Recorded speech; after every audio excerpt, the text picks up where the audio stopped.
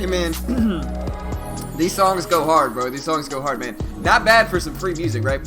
What's up, team? Good morning. How y'all doing today? Hope y'all are doing well. It is a beautiful Wednesday in the market.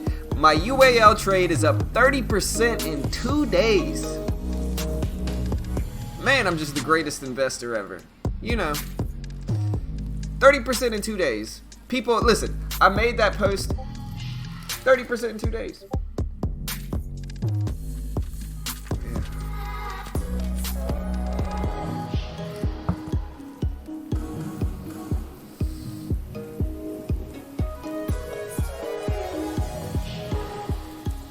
But yeah, 30% in 2 days, guys. 2 days, man. I'm excited.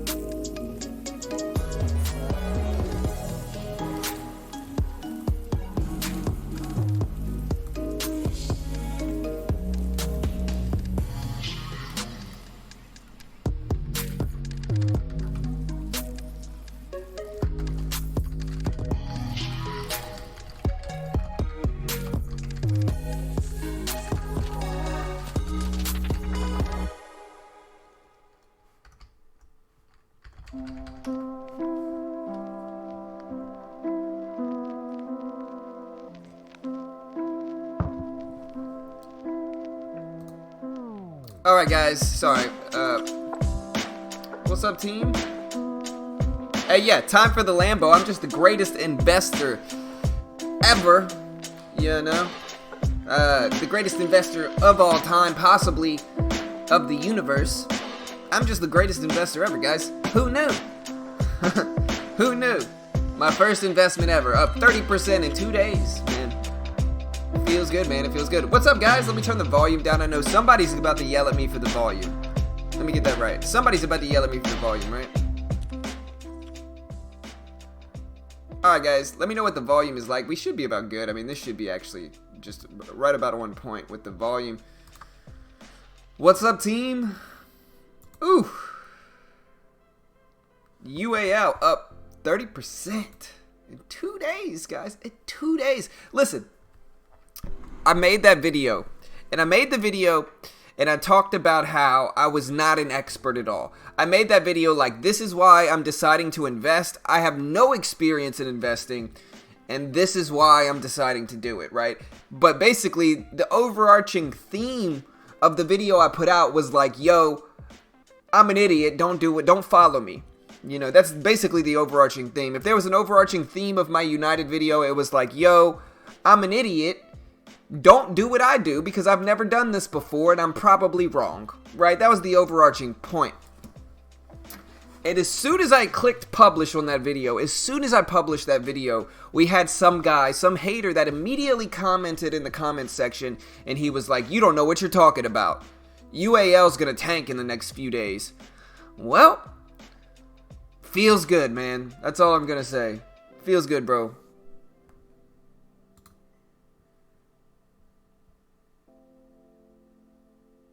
Perfect. Nice.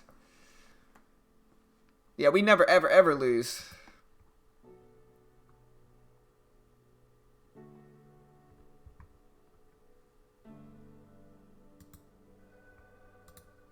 Hold on. Sorry. Let me do this real quick. Copy. Let's see if it'll let me paste. You're not gonna let me paste there? Ah.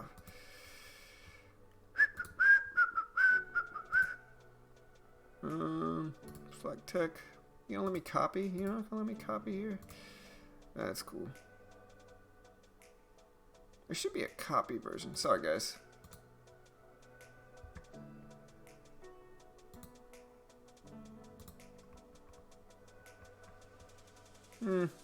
Forward, front. What's up, team? Hold on one second, guys. Sorry, I'm doing something. Duplicate. Yeah, duplicate. There we go. Boom. Got it.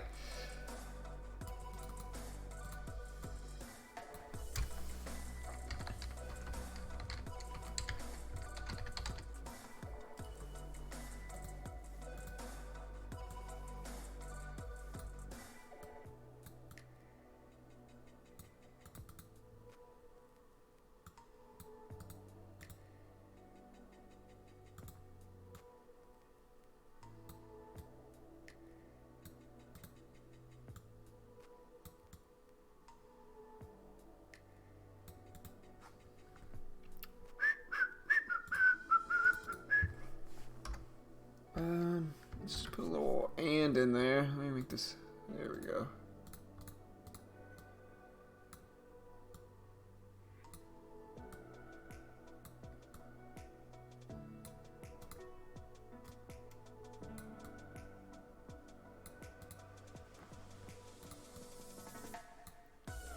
Alright, guys, 1 second. I'm going to look at the market.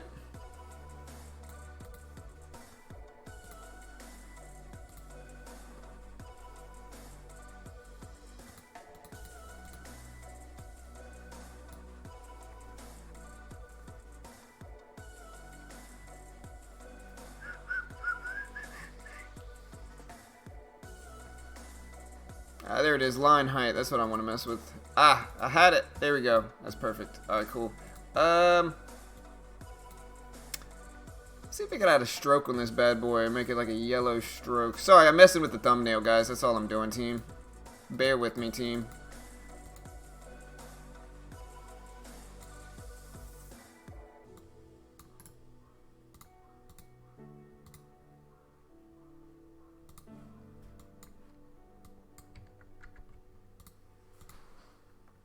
Yeah, I think that's pretty good. Alright.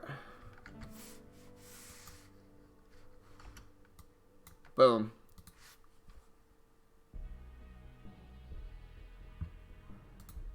Alright, guys. So what's up, team? Yeah, man. Airlines are big. Let's go, Gavin. Yes, sir. We never lose. That's right. What's the name of the chart board you're looking at? I am... Hey, what's up, brother? Alright, guys. Good morning, team. Hope y'all are doing beautiful today.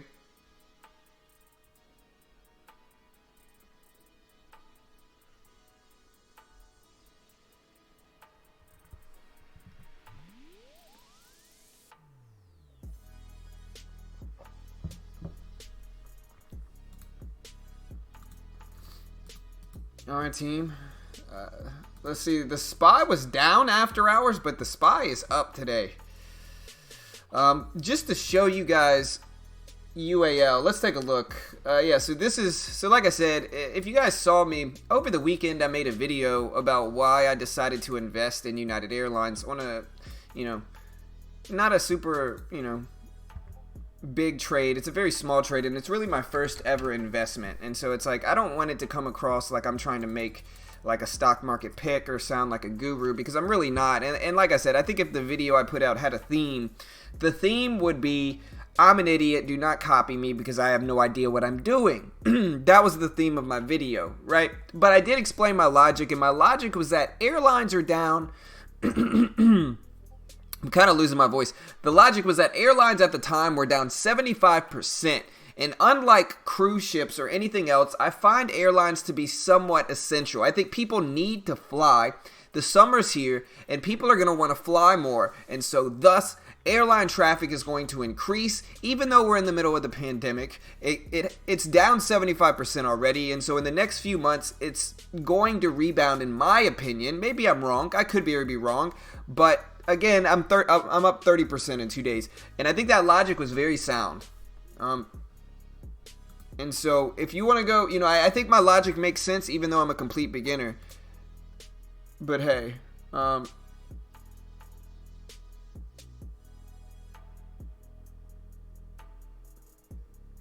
if you want to go check out our second channel where I made that video and where I kind of explained my logic and all that stuff, I'll post the link here, because I think what I'm going to do this morning is I am going to... Here, let me fix this. I think what I'm going to do this morning, guys, is I am going to...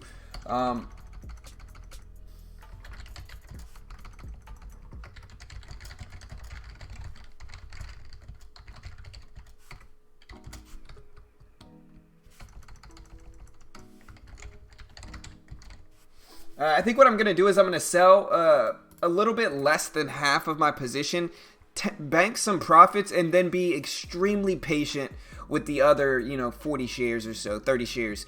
I think that's what I'm going to do is I'm going to sell a little bit less than half of my position, and then I'm just going to be super patient with the rest, because I think UAL will probably go up much more, but I'm up 30%.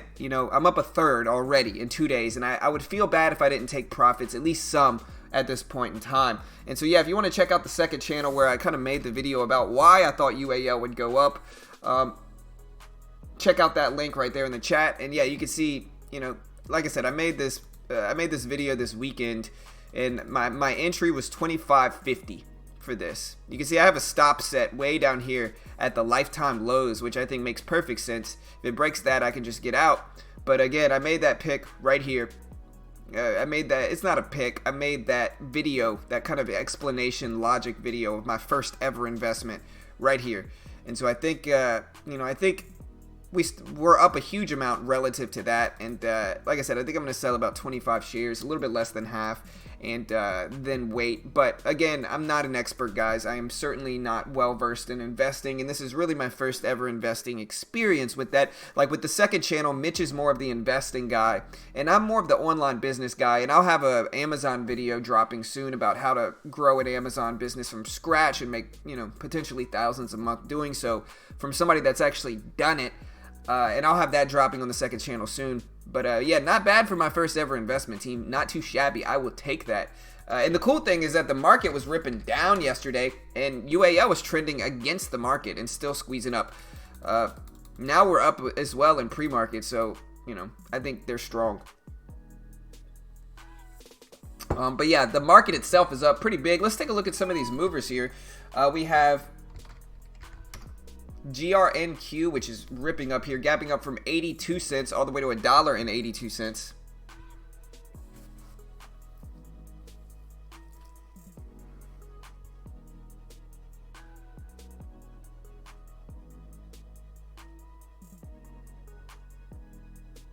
Yeah, like I said, I am Mitch is the investing dude for sure, man. Like listen, like I am not, like I said, it's my first ever investment. Like I've never invested. Like obviously I swing trade and I day trade, right? So obviously I'm a swing trader and a day trader, and I do that really well. I'm very proud of my results in swing trading and day trading, and I do it all live, and so you can see my results documented. I'm profitable. People can say whatever they want. I'll say this: the haters have been awfully silent lately in the day trading chat. Because what can they say, man? I'm making $500, $1,000 a day live on stream. What can they say? They ain't got nothing to say anymore. Feels good, man. But when it comes to investing, I have no idea what I'm doing. And so really the hater in the comment section was probably right. He didn't need to be like that, but like he was probably right. Oh no, you're good, brother. I'm not saying you're hating, dude. Like I said, you can have your own bias. That's completely fine, brother. No stress either way, dude. But yeah, let's take a look at GRNQ here, gapping up pretty big. Yeah, like I said, I'm going to buy 25 shares, or I'm going to sell 25 shares and just bank my profit and be very patient on the rest, and then maybe get out break even after profiting some. I really don't, I love a free trade, right? Because if I take profits here, it's basically, I'm not going to lose money at all. And I think that is a valuable thing in investing, and that can give me a lot of patience. All right, so GRNQ, Green Pro signed an agreement to acquire part of Millennium Sapphire for $4 million. It's a 4% stake that they're acquiring for $4 million. So Green Pro Capital is going to acquire 4% of Millennium Sapphire, and that is GRNQ. And so we'll see what happens here, gapping up from 82.5 cents all the way to $1.72. I think the big level here is this 150 level is really what it is. I mean, it's a little bit higher at 155, but it's really 150. Then you also have 175, 210, and the pre-market high up here is what I would watch. We'll see what happens. Man, what happened to my volume meter? Let me fix my volume. Boom, that's way easier and better. So yeah, we'll rip it up there. We also have PHUN. And like we got some of these penny stocks ripping just now recently in the last 5 minutes, or in the last 30 minutes. PHUN has been ripping up big here, guys. Look at this huge move for PHUN, and they announced a strategic relationship with American-made media consultants for the Trump-Pence 2020 re-election campaign mobile application portfolio. Whew. That was a long one, long-running word there. Again, they reported strategic relationship with American-made media consultants for the Trump-Pence 2020 re-election campaign's mobile application portfolio for PHUN, and they are since gapping up a pretty solid amount from 120 all the way to 167. We'll see what happens here. We also have MRSN, I'm sorry. I did not make it to 10K yesterday. I'm trying today.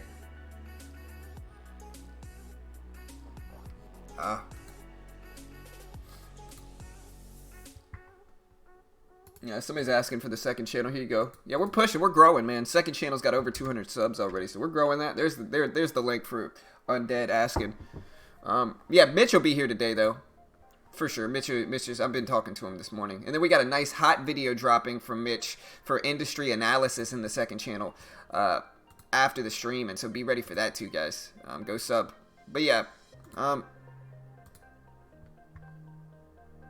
Again, we got MRNS gapping up here. Let's see if, or MRSN. Let's see what the news is. All right, so they reported positive interim data from the expansion portion of the XMT Phase 1 study. So, yeah, they posted positive data for MRSN. It doesn't have as much volume as I would prefer, to be honest. We have LK here, Luckin Coffee, everybody's favorite fraudulent coffee company.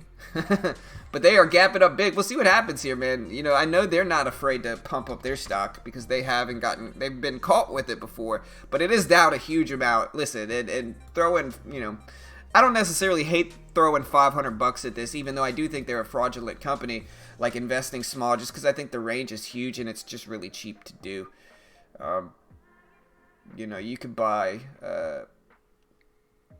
you could buy 200 shares for less than $500 and just try to hold this bad boy and see what happens. But it's still going to be risky. I don't know. But LK is gapping up on no news here. We also have ST&E.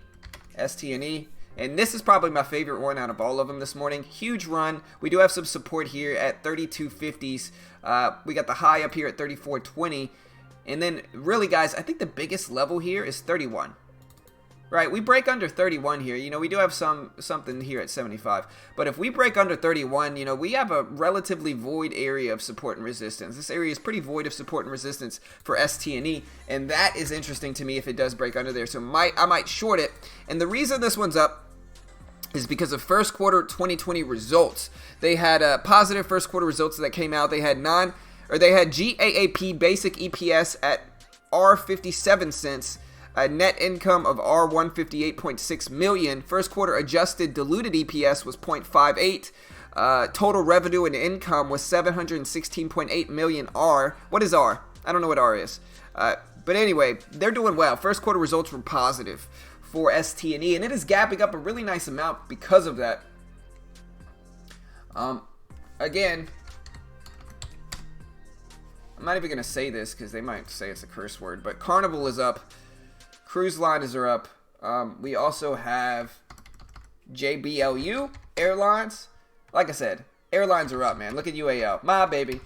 Look at this bad boy, man. Just ripping up today. Beautiful trade. Love it. Up over 30% now. Great trade. We're up so much already. My profit target was $40, right? We're at 33 roughly already. So I'm going to start taking some profit and protecting myself in this trade. This turned out better than I could have ever hoped for, honestly. In 2 days, I'm up over 30%. That's a really nice win. And I think I'm going to take some profits and then invest into some other stocks is what I think I'm going to do. Some stocks that might not have run up as much in the last few days. But yeah, airlines up big. Let's go ahead and read that news release. And like I said, I am holding 50-something shares.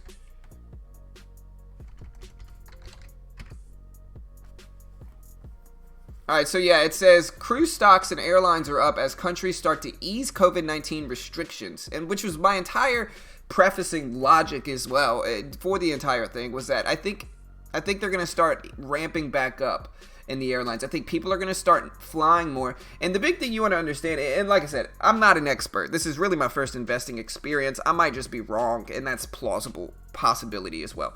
But the reality is, in my opinion, I think that I think that airlines are pretty essential. And I think that with that said, I think unlike cruise ships and everything else, people need to fly. Like, people have to fly to get business done. And so I think they're pretty essential businesses. And I'm not just saying essential like they've dubbed everything, including bartenders. I'm saying, like, legitimately essential. I think airlines are legitimately essential. And I think that with that said, they're going to run up. I might be wrong. If we get hit with another wave, they could obviously crash down. And listen, I might be wrong. I am not an expert by any means.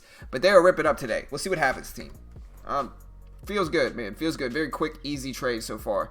To look into the SPY itself, like I said, we got...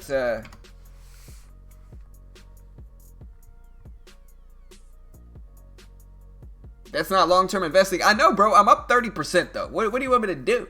You know what I mean? Like, I'm up 30% already, man. It would be crazy to not take profits now. I mean, I know I'm only held it for a day, but it'd be crazy not to take profits. I'm up 30%, team. What do you want me to do? You know?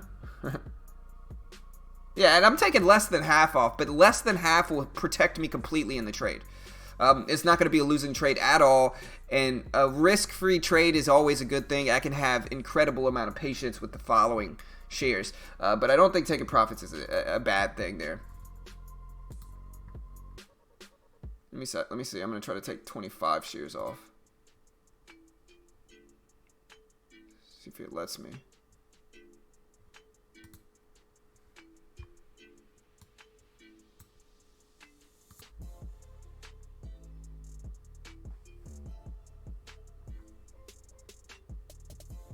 Alright, with that said, the SPY is dropping, so like I said, the bell rings, I'm going to take some off, but the SPY sits dropping. Let me see if I can find some news releases today.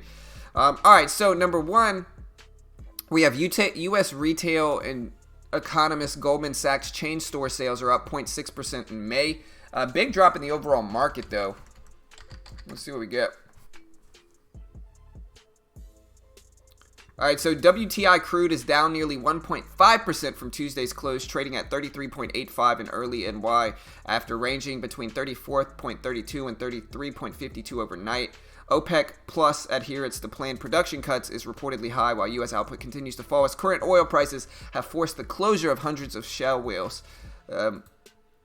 We also have another release, and this is from MT Newswires. It says, U.S. stock futures jumped higher Wednesday as investors remained upbeat about the prospects of economic recovery, largely overshadowing political tensions between the world's two largest economies. Dow futures were up 1.4%, S&P futures were up 1.1%, and NASDAQ futures were up 0.5%. The S&P 500 index surpassed 3,000 mark for the first time in nearly 3 months, lifted by cruise and airline stocks as major economies ease travel restrictions.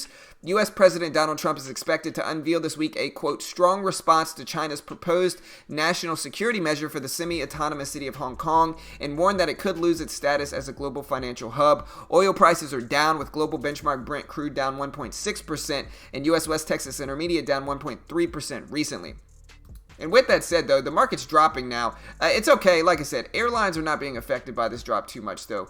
And so the market could drop. Like I said, it's somewhat doesn't matter to me. But again, we are pulling back some in the SPY here.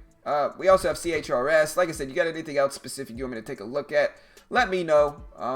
We got Carnival cruise ships up. Again, travel restrictions being eased. JetBlue, really nice swing. And yeah, we'll see what happens here.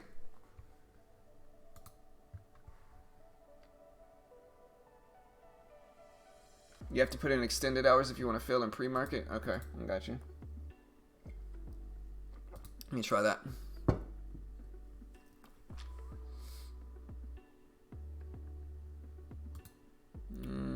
Let's just sell 25 shares at market.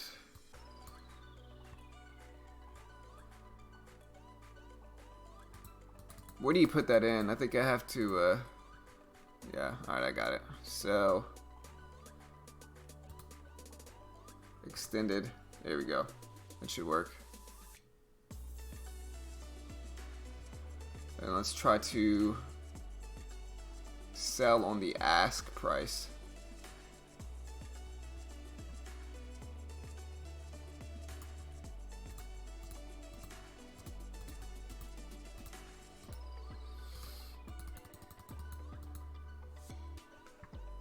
See if it'll let me sell on the ask.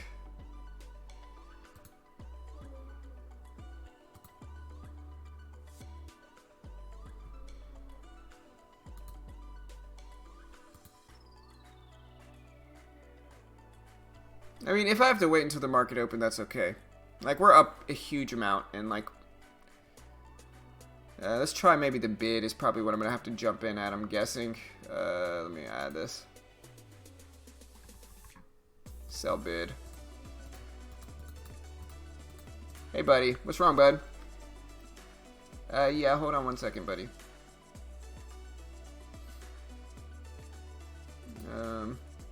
Sell the bid. Yeah, I'm gonna have to jump in on the bid, I think. Edit. Extended hours, confirm and send. Yes, sir. No. I'm gonna have to get back in there.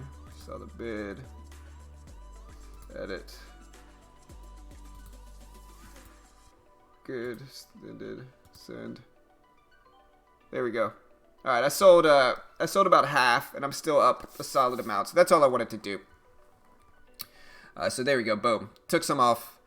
I took 25 shares off. I'm still holding 31 shares of United Airlines. So we're going to let that roll, and we're just going to, enjoy the profit I have in this account, and then look to invest the rest. Let's see how much I have.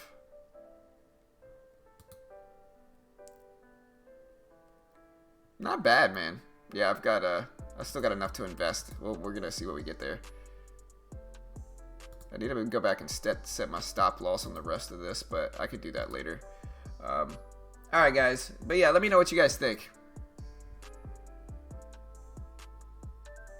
Dude, no, I'm selling my United Airlines shares already. Yes, sir. Dude, I'm up 30%. What do you want me to do, man? You want me to hold? I mean, I'll hold. I'm holding still over half of the position. But it's never a bad thing to take profits here. Especially, like, listen, if it was a 10% win, I wouldn't care. But I'm up 30% in 2 days. Like, listen. It's always a good situation to find yourself in a risk-free trade. And, like, that's what I did here. That's what I did here, is I had to remind myself, like, hey, look, if I could take a little bit less than half of the position off and have a completely risk-free trade, why not? Like, why shouldn't I do that? Like, listen. The market's been very volatile the last few months. There's nothing wrong with me taking a little bit off and just having a completely risk-free trade. No matter what, I took those shares off no matter what at this point. I'm not going to lose money on this trade. No matter what. I'm automatically either going to break even or win. And all I do is win, win, win no matter what. That's all I'm saying. But yeah, we'll see what happens, team. Yeah, I did it. I had to shout out to whoever helped me. Casey, my man Casey. Y'all go check out my man Casey's channel for options stuff. I am certainly a trader, not an investor. But listen, I'm up 30% in 2 days. What do you want me to do? The next one I'm really looking into is AT&T and Walgreens. Walgreens is still down a lot. And I think that Walgreens will ramp back up too. At least up to like 50. But who knows? I might be wrong. I do want to preface everything with like, yo, definitely not a long-term investor at all. But with that said, I did take half of the position off. And like I said, most stuff is just ramping up with the market. Yeah, look at a UAL drop. But no, most stuff is just getting ramped up with the market. Like AMD, or AMD's not actually. MU. Let's see. Where's the previous close? Man. Oh, the previous close. We're technically green on MU. But again, here's the market today, guys. So the market's up big. I mean, listen, we're falling down here, but taking profits ain't a bad thing.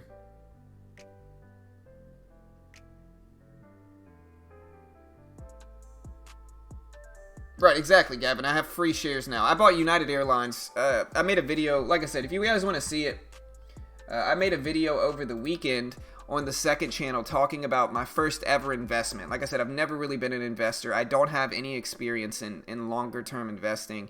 But I was planning on investing in United Airlines. It turns out, though, that it's up 30% as soon as, like, people were... Like, I had a guy in the comment section of this video where as soon as I hit publish on this latest video talking about why I wanted to buy United Airlines, he immediately said, you don't know what you're talking about, and started to jump down and just criticize me in the comment section. I eventually banned him because, we don't need that type of negativity. And it feels good, man. Like I said, 30% in 2 days. Y'all want to go check out the second channel? Here's the link for that. But yeah, it feels good, man. Like I said, I was definitely not expecting to get that huge rip up like we did in 2 days. And I think I got kind of lucky. If I'm, I would love to be like, yeah, I told you so. And I kind of did. But like in the end, I got lucky too. And I'm not going to pretend I didn't. I think my logic was spot on with it. But like I also got very, very lucky. Hey, what's up, Two-Way? My man, what's up, brother? Hey, what's up, Mitch? All right, we got Richard Mitch in here. Hold on, let me turn the volume up. Or let me get his volume straight. Hold on 1 second, guys. I think Fauci's about to come on just for you guys, the trade pre-market. Yeah, Right now, I just sold a little bit of my UA shares. I sold a little bit less than half, and my logic is like, look, it's going to be a risk-free trade at that point. And so at this point, I've banked like 30%. On a $1,500 investment, I've made $500, and so I took a little bit off, and now it's a risk-free trade, and hopefully it'll continue to go up, but we'll see. Hey, well, I can at least tell you, congrats on the investment, and Thanks, brother. way to sell the rip. All right, welcome to the club. I made it. I did it. I didn't invest at all. I'm saying welcome to the club, but this was actually like a swing trade. I held it for like 2 days. I bought it Friday and I sold it Tuesday or Wednesday. So it's my longest trade ever. I'll say that. But I am still investing, but I'm already up 30%. But I am planning on keeping the other 25 shares, or the other 30 shares plus, and then looking for something else. I'm looking at Walgreens.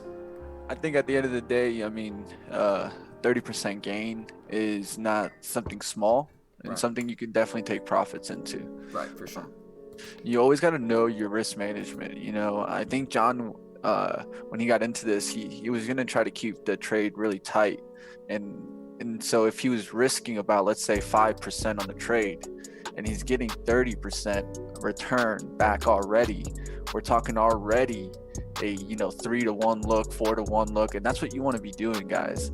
Investments, when you take those kinds of investments, you want to be looking at that long-term risk and reward.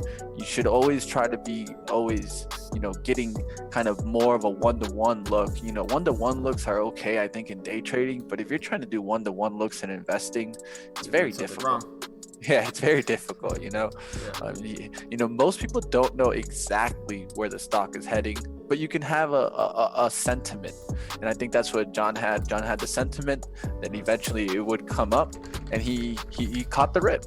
Yeah. He caught the rip, and then that's what you try to do as an investor. You never know exactly, just like in day trading, you never know exactly when a stock's just going to completely break out. All you do is try to get in the best probable situation, and that's what we do, guys. We're working a game full of probabilities. Right. Hey, hold it down, bro. I told my wife she could sleep in today because she helped me out yesterday. So just, I'll be back, brother. I gotta go make my son his breakfast. So hold it down, bro. Not a worry, man. All right, cool. All right, guys. So what I'll talk about is the really quickly. I'm going to go into stocks, but I'll quickly talk about the sectors that you guys got to keep a watch for today. Technology and healthcare are our worst sectors today. Technology is only up 0.3. Healthcare is actually already in the red. So I think that's what you're seeing in the SPY. If we look at stocks like, let's say, AMD, you're going to see this stock look very weak today. Stocks like QCOM, stocks have been on the run, also making a drop today. If we look at Facebook's hourly chart or 15-minute chart, you're going to see it start cracking big. We could look at Amazon. Amazon is starting to crack.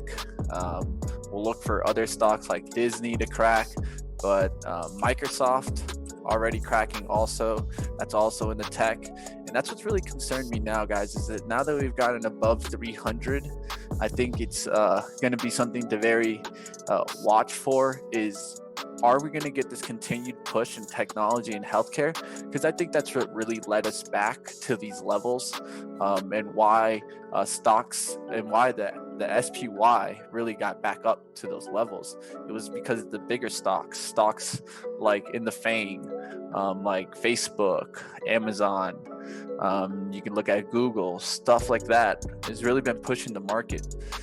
So it's really going to be interesting to see if technology can hold us up and healthcare stocks can hold us up. Yesterday, we started seeing some of the bigger rally stocks being sold off, like INO. INO was sold off a little bit yesterday, so be careful with this one today, guys. I'll be watching the short this one. I saw other gaming stocks also. Let's say Activision. I'm going to be watching this one to start retracing some, guys. This one's already breaking down pre-market and, made a big run. You could look at Glue. This is one in the gaming sector that's cheaper, $9 tradable for us on TradeNet, and really been retracing some. I'll be watching this story to continue on its way back down. It's hanging at support of $9. I think you might get a bounce towards this resistance of $9.66 before we eventually break $9, but definitely looking more of a bearish look there. All right, guys, I'm going to go ahead and catch up with the chat here. If you guys want some any chart gone over or any sector or anything like that, I can definitely take a look for you guys. How we doing today? All right, I'm back. What's up, team? Appreciate the sub, SB. Thank you, sir. Looking to invest $500 today to get in and short. Any ideas? Short? I don't know, man. Yeah, well, I just brought some up, man. The gaming stocks look weak today. Yeah. People taking their profits, I think, in Twilio, TTWO, Take-Two, dropping. That one made a run to 150. It's down now to 130s. So look for certain stocks that ran in the COVID time to turn around. Those were the ones that I saw turning around. Right. Zoom, one maybe? That Zoom, Peloton cracked. You could look at that Teladoc. Yeah. I forgot what was it called. What was it? TDOC. TDOC. There you go. I never traded, that's why. But yeah, look at that one. Remember the name. Starting to crack. Yeah, it's starting to crack on the daily. Cracked the 163 mark, and that's going to be important now if it can get back up above 160s. Had a Harmy on the daily, so yeah, watch for that one. Teladoc maybe to start cracking here. This one looks like it's trying to head towards 150, and maybe try to find some balance there. But definitely, I see kind of these stocks that made big runs kind of slow down. Kroger's cracking, Costco. We'll look to see if that one kind of cracks. Those are the kind of stocks I'll be looking for.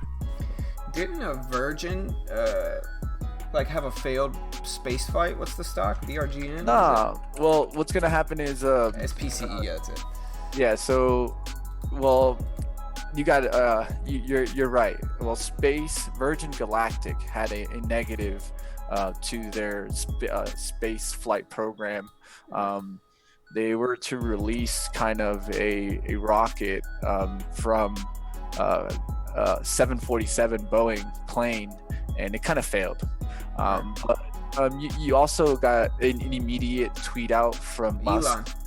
Yeah, Elon, Yeah. Really supporting the space industry there, and I like what he did there. Me too. Even though it's not his company there, he talked about how his company had such big struggles at the beginning, and a lot of people thought they would never make it in the space industry, and look where SpaceX is now. Right. Where today it's going to launch its first manned flight. And that's going to be big for space in itself. I think you might even see this stock move up based on a different stock's outlook and the industry. Investors looking at this. Yesterday I mentioned Maxar, potential pop, and look at this thing. This thing rocketed, man. And it's rocketed because of a different stock. And this is how you can look at stocks in a story based. We knew the story this week would be hot in space because of the manned flight. Interest goes there. And when interest goes there, guess what happens?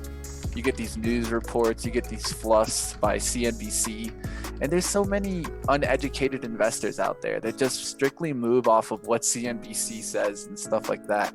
So you got to always look at that. I'll be looking at this stock, Maxar, today. Think about where it's made a move. In 3 days, it's up there from 10 to 15. That's a 43% increase in 3 days, man. It's a big jump. Yeah, for sure.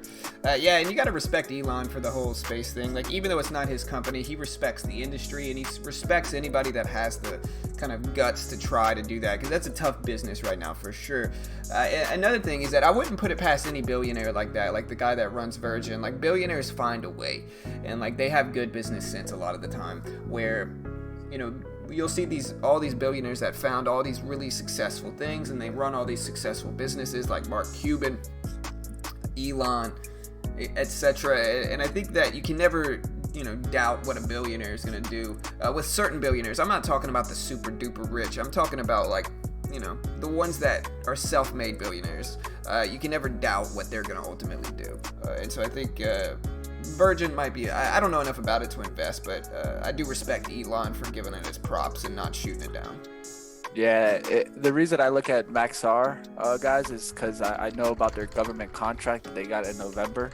And I always think that government-supported stocks in the long run just do well. You know, for sure. if they're going to give them the contracts, you know, it's like secured money. You know, the government always pays. So Yeah. I think that's a big support for why I like Maxar. And just to give you guys some insight, when Maxar received that contract, it was at in the 950s. So I always think $10 is a really good price point for Maxar long term. And you can see that on the chart. Long term, it always holds 10, breaks out from 10. That's when it went to 20. Now it held 10 on the downside. So you know that 10 is a big support on this chart. Will it get up there to $20? We'll go ahead and see. Yeah. All right, team. We got about 15 minutes left. Let's do this. Yeah. Look at the Lucky Coffee trying to trap people up here. I know, man. I talked about it this morning, man. Lucky Coffee, you gotta love it, man. You gotta love it. Listen, listen. It's kind of tempting, though. I will say this. I'm not. Mitch, you probably certainly know way more about it than me, but it's down a huge amount. I joked about it this morning. Everybody's favorite fraudulent coffee company, and we'll see what happens. But it's so cheap, man. It's so cheap, dude. But I think it's cheap for a reason. Yeah. So Maxar is actually a space satellite company, guys, and that's why I like it. Interesting. You know, that's a move. That's a move that will happen, guys. There will be more satellites put up in space, and there's plenty of different ways that you can make money if you get a satellite up in space. Oh yeah, sure. You know, that's why SiriusXM does so well, right? And why everyone believes in it. That's why. Because people don't understand why that company is even still around a lot of the times. It's that story. Yeah. They always be brought up. You would think they're somewhat obsolete at this point, but dude, you can monetize a satellite, like you're saying. If you got one up there, that's so expensive to get up there that you can make money forever from those things, man. That's why it's still around, man. Yeah. It's not because the technology. Yeah. That technology is so obsolete, man. Mm-hmm. For sure. Yeah, I said your name, Gavin. I said you. Hey guys, we got 300 people in here, exactly, so smash that like button. Show your support for what we do here. We day trade live on stream. We're going to attack the open like we do every single day, live for free right here on YouTube. So hit that subscribe button if you haven't already. Click the like button to help support our channel. We're pushing forward to 23,000 subscribers. We need like a few hundred and we're there. And so show your support, help us get there. Click that like button if you appreciate all the free content we put out. All right, guys, I see the chat putting up the cruise lines here. I'll go through the cruise lines before I go through cannabis right quick. I'm down for that. When we look at CCL, we see a big time support, big time resistance here coming into $20. I think that's going to be very vital for this cruise line. Is it going to give this kind of U effect, this kind of pattern where it curves. I'll show you guys on the weekly. That's really where you see usually the best long-term patterns is on weekly charts. And on CCL, you can really see kind of this kind of U starting to be formed here. You know, it like comes down to the bottom and really just kind of bounce back, you know, and kind of a VU shape. Are we going to have that recovery in cruise lines? Are we going to get people to, let's say, make reservations for next year? That could be also a positive sign in the industry. We know that Carnival got support by the Saudis. The Saudis investing in this one. And long term, I definitely think that their kind of bankruptcy worries are a little bit less of a concern now. And that also happened in the airlines. The bankruptcy worries have slowly started to come down.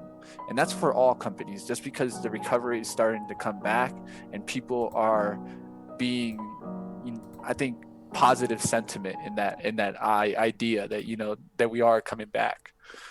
So it'll be fun to watch these. You know, you really seen the recovery happen, but we are hitting resistance. Whenever we hit resistance, a lot of the times we can get moves back down to supports.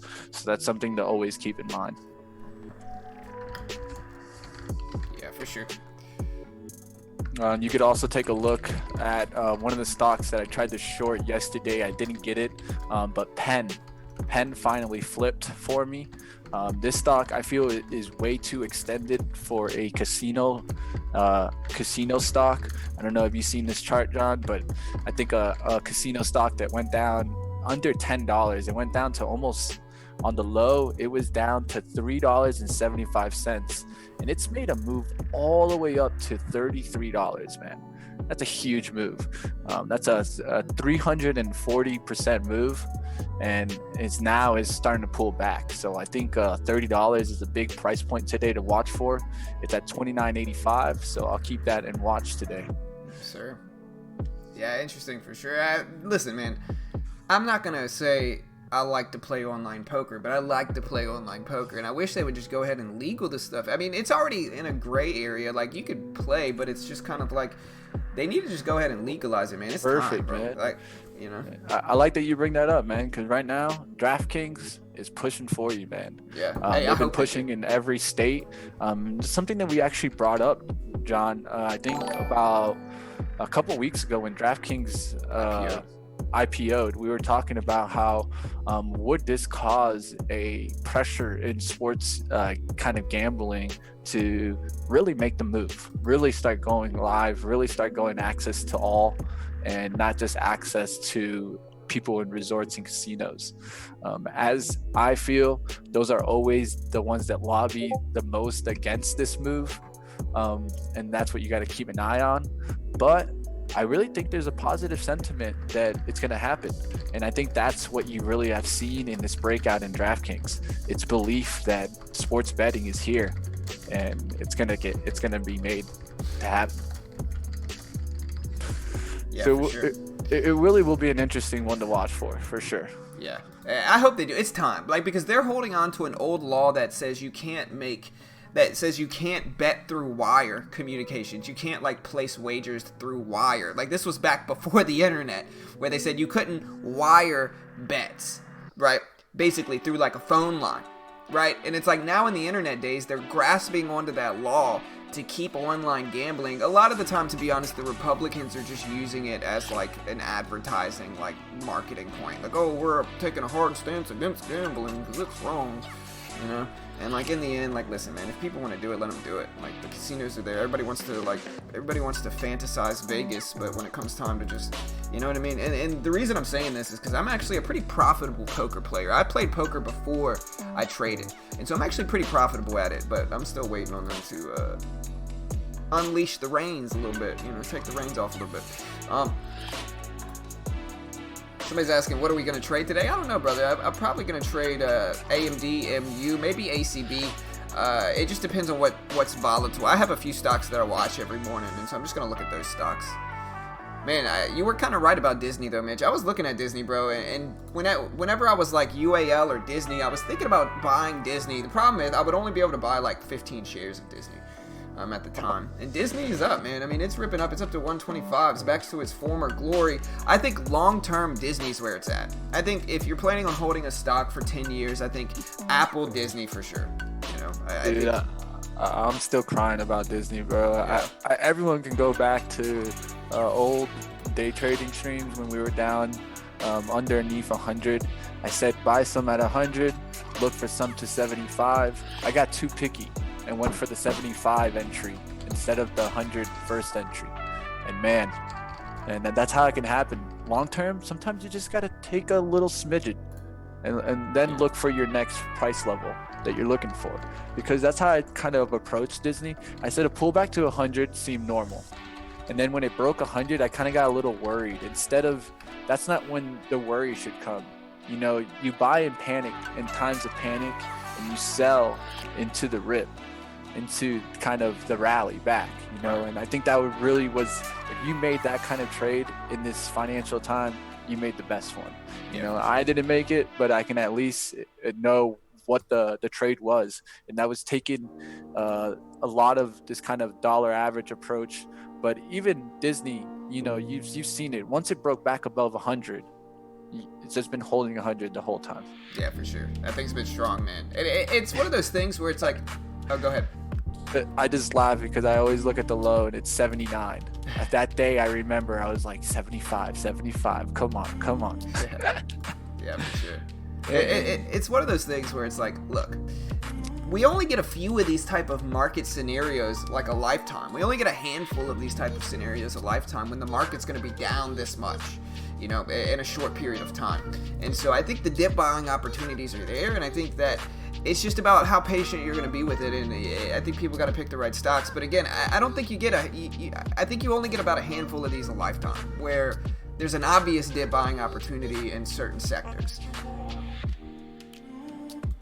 And I think taking advantage of it, I think it's an okay thing, and that's basically what it is. This isn't going to happen a ton, and so there's an innate, you know, opportunity to be had with some of these moves, in my opinion. And I think the patient people are going to win the most. What's up, guys? Hey, nice, Rodrigo. Killing it with Mitch's call out. Nice work, brother. Short Twitter today? I don't know. I'm looking. Yeah, that's not a bad idea. I think Twitter Snap is an idea there, Paul. It's not necessarily that I'm saying short those stocks, but they'll be watched today. Twitter and Snap. Yeah, the social medias might slow down a little bit because of because everything's getting back to normal. Like as the economy rebounds, people are going to be off their computer as much, and they're not going to be as, you know. You got it. On social media. Exactly it. One that you can also see get hit today, Roku. Watch for Roku to get destroyed. I haven't even looked at Roku in a long time. But yeah, I honestly, when I was thinking about different stocks to invest, I thought Roku might be one. Like, I think Roku's had its time, and I think it might start to drop as well. Just because of the overall sector sentiment, right? Like, when a company runs up like that, it gets really big.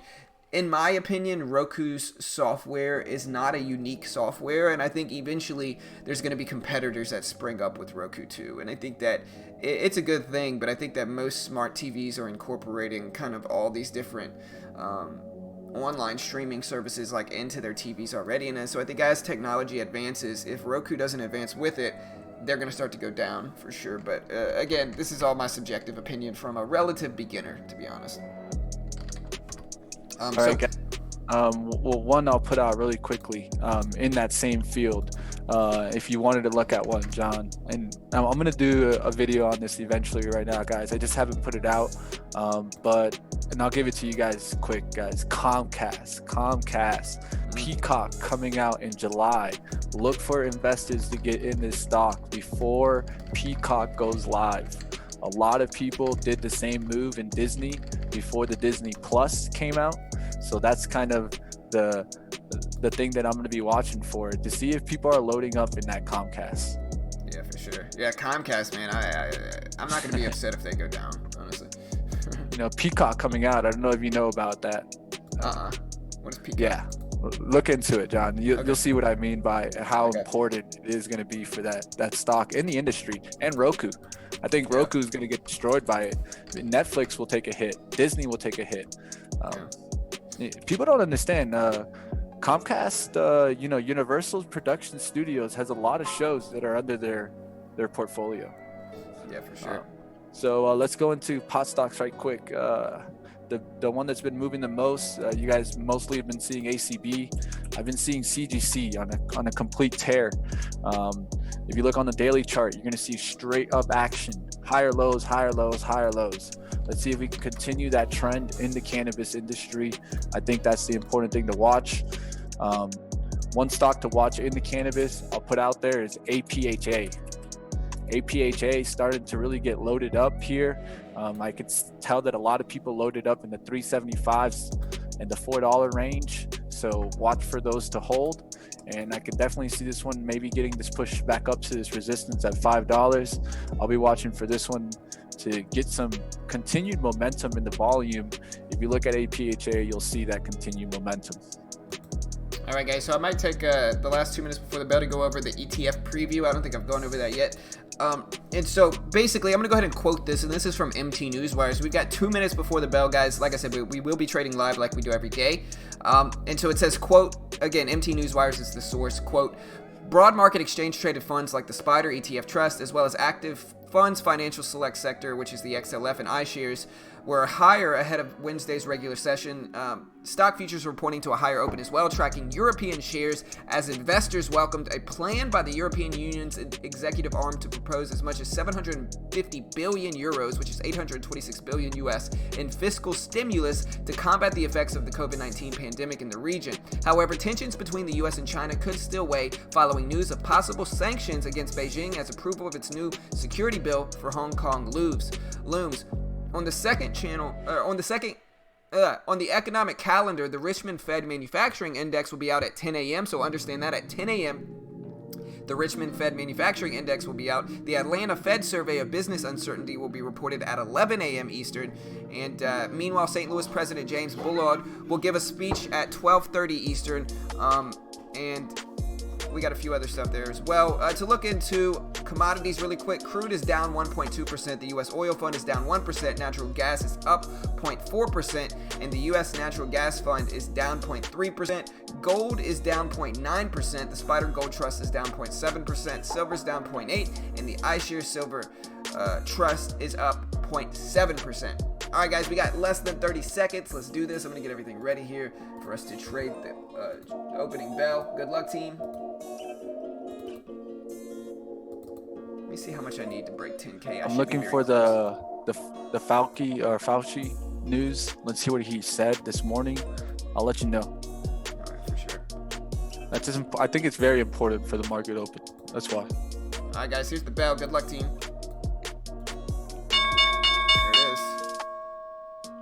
Okay, so a quote from his speech, he said, this country can prevent the second wave if we reopen correctly. So clear and effective testing, tracing, isolation measures in order to do this. All right, guys. He so said it could happen, but it's not inevitable. Right, for sure. All right, UAL ripping up at the open. The SPY is dropping here a little bit. So the SPY is down slightly so far. Not really any huge moves yet. Looking for tech stocks to get weak, guys. That's what I'll be looking for to start off. QCOM is my first attack.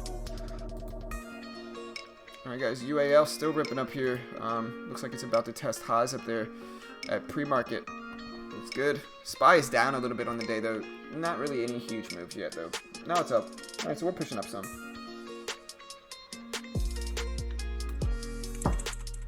Like I said, guys, smash that like button. Let's try to break 100 likes if we can. Show support. I am $255 away from breaking $10,000 in profit in this account. Ooh, I'm so close, man. I can feel it. I'm going to do it today. I know it. Feel it. I got it. I can feel it coming. The SPY is down slightly.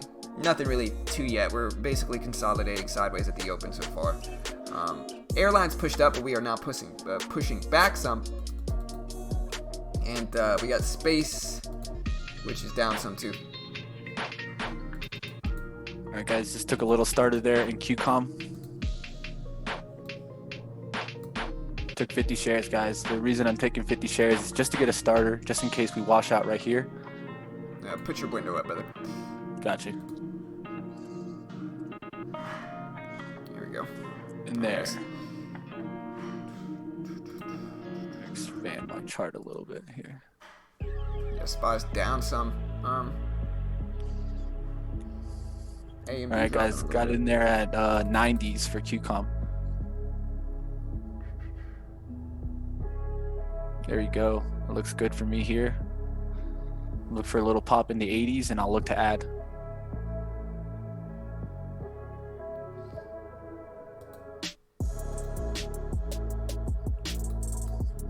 All right, AMD dropping big here. Big drop in AMD. Yeah, that's the sector that I could see weak in pre-market at least. So that's what I'm looking for right now. Hey One guys, that's we need positive. 7 more likes. Hit that like button, team. One that's positive today, guys, looking green, is financial services. CGC's up too, cannabis. Ooh, huge wick put in Disney at the open. Huge wick. UAL is testing those highs again. The All right, SPY guys, I just like broke. that right there. Yeah, the SPY just broke under 301.80, so I'm breaking down a little bit.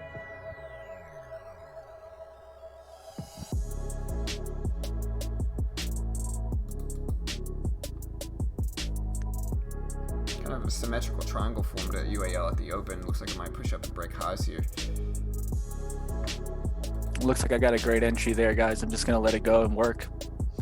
Looks That's great spot there for breaking down. QCOM fade.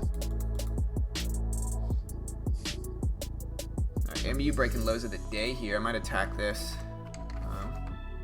Let me get my feet wet with a little baby trade, if you will. Alright, I'm in with 200 shares, or 300 shares, sorry. Oh, ho, ho. Tiny went for the gold package in TC. Alright, I'm about break even right now. I'm in with 300 shares of this. We're gonna see if we can break down well below, down to like the $0.50 at 45.50.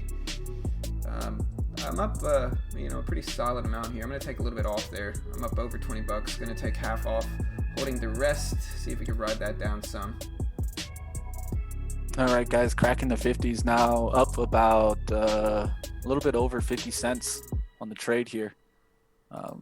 Let's see if we can get this to continue moving down. Yeah, I got out the rest of my MU trade there. I really don't mind adding back to it as I look at the chart, though. I might add a little bit back here, get a better add. So I'm back in with 300 shares. We'll give it a little bit of time here, but I like the resistance right where we're at now, right here. We're getting a huge surge up, though, so I gotta be careful. There we go. Quick rejection. Nice. Yeah, a little push there.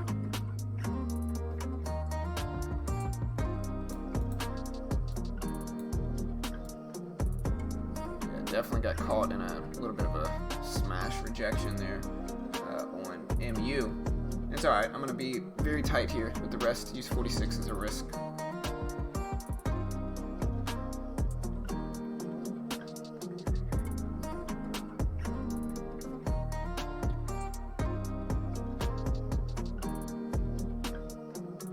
We'll look for the lows of the day in QCOM to crack. 62s. If it heads through 62, I'll look to add and knock it down to 77.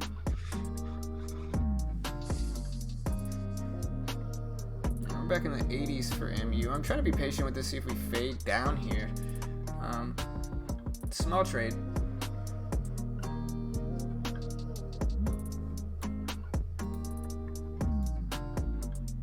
Just to show everybody.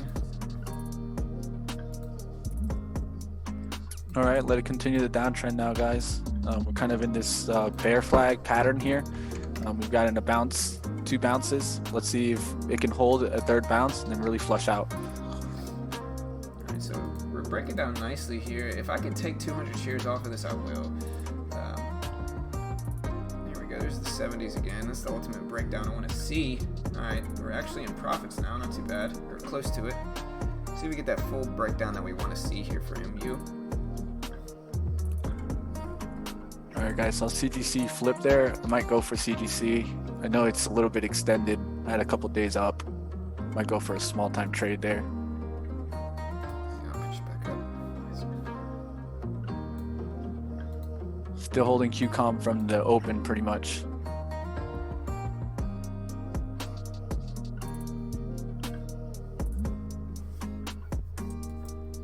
I think anything over 90 now, I just got to get out of this. But we're pretty break even now, actually, so not too bad. But anything over 90, I think I'm just going to get out and keep it very tight and small. Might lose like 30, 40 bucks. Little baby trade, you know.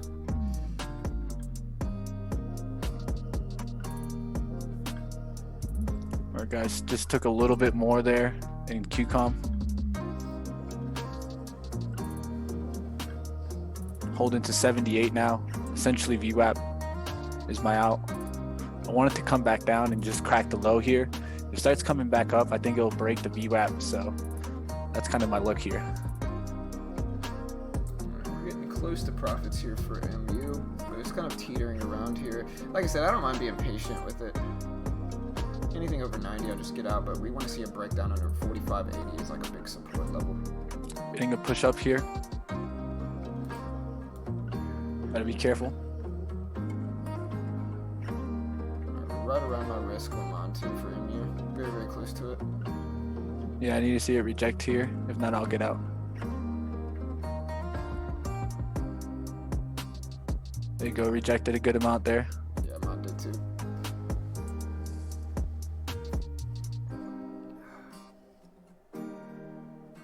Just got a little push there, about to get out. Yeah, good little squeeze there. Let's see if it just reverses. Yeah, I'm basically doing the same thing. I'm letting mine test the 90 level. There we go. There's a nice little rejection, fast. Yeah, it looks like taking some profits there on UAL was like a good thing. I'm still up a huge amount, but glad I took profits there for sure. And I think we're up so much in the last few days that like we're gonna get some pullbacks, and that's okay. Yeah, we're getting this push up here. Trying to get out, but want it to be measured here. Alright, so MU's testing the lows again. Let's see if we can actually break it this time. SPA's ripping down. We need to get back below 78s. Don't want to risk more than 30 here. Right at that point.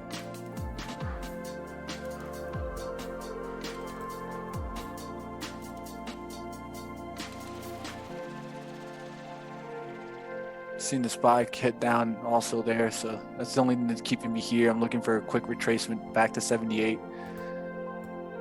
I'm not seeing it there. Just to show you guys, this is my MU trade right here. I'm close to profits. I added back on the 75 bounce. Out there. Squeezed up, guys. We're gonna see. There we go. We're actually finally break even in this trade. It took a long time. We're gonna try to take some profit here if we can.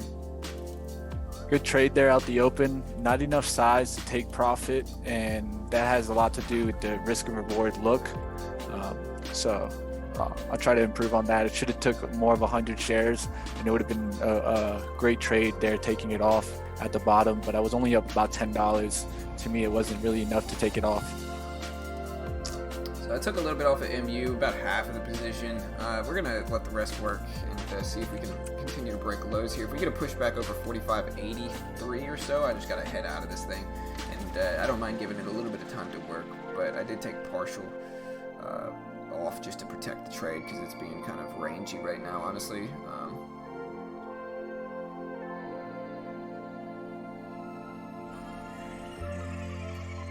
Close to exiting, like 83s is what I gotta, I think, get out here. We're right there now. Alright, we're back down.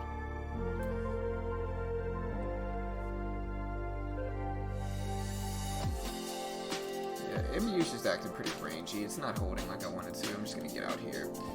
Yeah, if it breaks down, that's cool. Like I said, break even on the day so far, basically. Too rangy. Really big double bottom there at 45.64. So now if it does break that, I can nicely short into that But we do have a double bottom there, so not too bad. I think I'll get out there and protect it. Yeah, there's the squeeze up, so lost a little bit on that trade, not too much though. Hey guys, we got over 400 people in here. Smash the like button. We did break 105 likes, so appreciate the love, team. Thank you guys.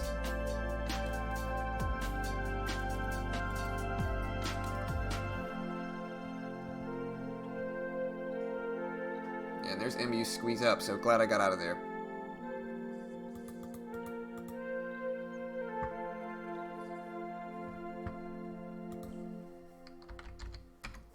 All right, just took a little bit there in TLRY. Gonna add here. If I can get a little bit higher here, 95s, 97s, there you go. Yeah, I'm looking at a few hundred shares of like CGC here. I just shorted into CGC and I'm gonna just set a pretty tight risk level. Just a small position. I'm just kind of doing a little feeler trade here. See if we get a fade. It's been a while since I traded a conventional fade, and so gonna go back to my roots a little bit and attack that. I'm gonna keep bitch up though, but Yep, that's what I just took. oh, you're shorting cannabis too. Okay, nice. Yeah, I don't think it's bad. With CGC, the bottom opening range is at 97. I'll probably use that as a risk or so, close to there. A little bit spready though. 11-10s is this. You gotta be careful. Just pushed up there. Ooh, I'm getting a squeeze. Is it gonna reverse here? Yeah, mine's squeezing me out too. I'm about to get out. Squeezed out there. Took a big loss. MU faked me out. Big loss there, guys. CGC looked better.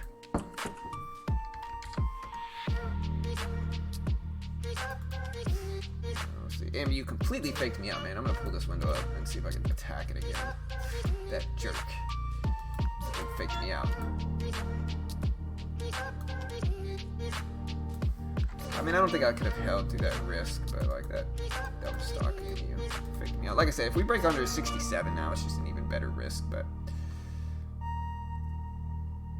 we are getting a little bit of a pullback for CGC, but I think 2001 previous closing price is a solid risk level there. We'll Took a little bit CGC also. Maybe being a little bit more revenge trading here, but the setup is there. So right, I just jumped in 500 shares of MU here. We're gonna give it some time.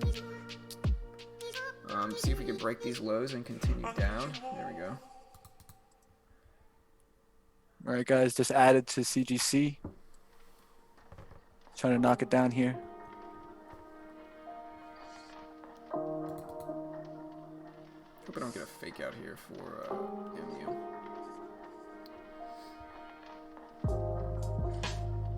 58s. Alright, you get down to 55, I'll take some off.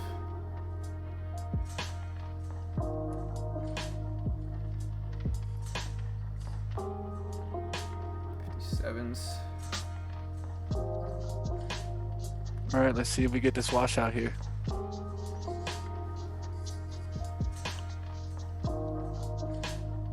Let's get down to the 50s. I'm gonna take half off of AM or MU here and just be really patient with the rest. Try to give CGC some time here, but I'm only in with 200 shares of CGC. Ideally, I'd like to see it break under 82, and I might add some more to that position if we get that. That's what I'm hoping for here. Holding 200 shares left of MU.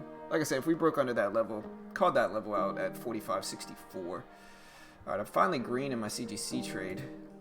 There you go, a nice little breakdown there.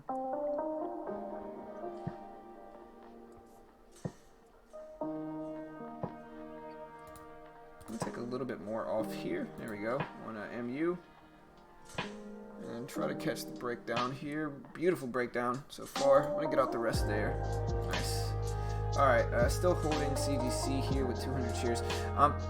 Here's the thing though, it kind of looks like a fake out fade, and I could add to it maintaining a 1990 risk. It's kind of what I'm looking for. It looks like a fake out fade to a certain extent, but if it breaks over 1990, I'm just gonna jump out of it.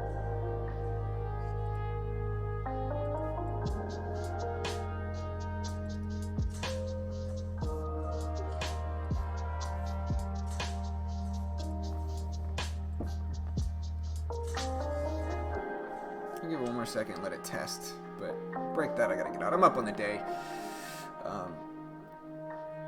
CGC, I haven't traded it as much in the last few months just because it's super spready. Like when I got in this thing, I was already down like 12 bucks. So just the spread. Yeah, see, now we're over 90s. I gotta be very strict here with that new high that CGC formed right at 93. I gotta exit. Yeah, I'm out. Up 16 bucks on the day. That's it. But kept it break even.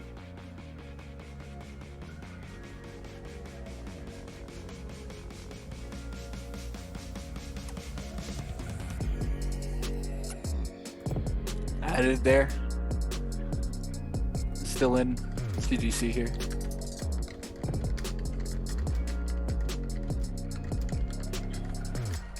See if I can get this crack down here.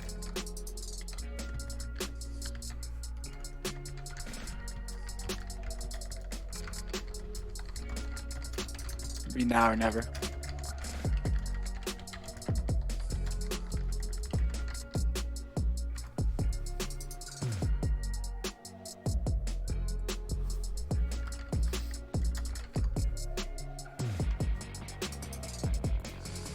All right, guys, let's see if CGC comes down here. Yeah, it might have faked me out. It doesn't look that bad anymore. It's just got a really obvious risk level at like 20.01, which is the previous closing price too. And so I think it's going to run into some resistance there. SPY heading down there, guys. We got a crack in the SPY.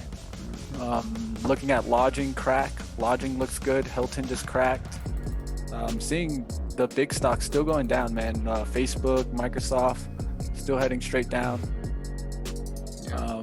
One cannabis stock that I've been mentioning this week that I never grabbed was KSHB. That was a penny stock I talked about earlier in the week.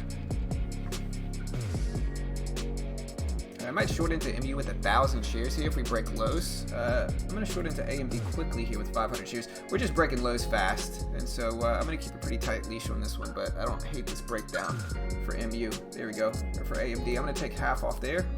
Take some profit there, hold 200 shares left, and again, look at MU for the break under the $0.50 is all I'm really looking for.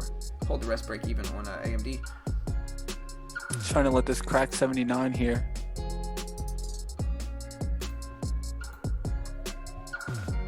All right, just took a little bit off there, guys. Make sure I paid myself. Now we'll hold the rest break even. Let's see if it just cracks down and gives me a nice gain. All right, I'm in with 1,000 shares of MU here. Ooh, we might be getting squeezed out. It's cool. I'm gonna let it work. P&L on the day.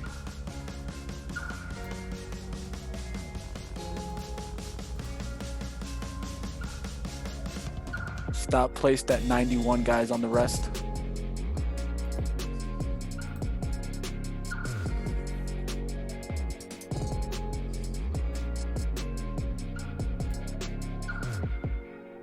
Am I getting squeezed out here?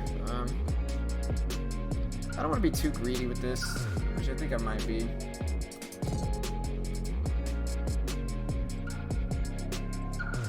Next stop would be 70 for CGC. Got way too greedy with that last little bit, I think, on MU. Well, what am I holding that's so big? Oh, AMD. Squeezing up big. I just got to get out. Worst case scenario there with MU, but like I said, I'm only down 160 on the day, so small. We're going to still push for that goal of breaking 10K in profit, and we'll see what happens. I think I'm going to wait for some A+ setups now and just throw Mitch up, you know?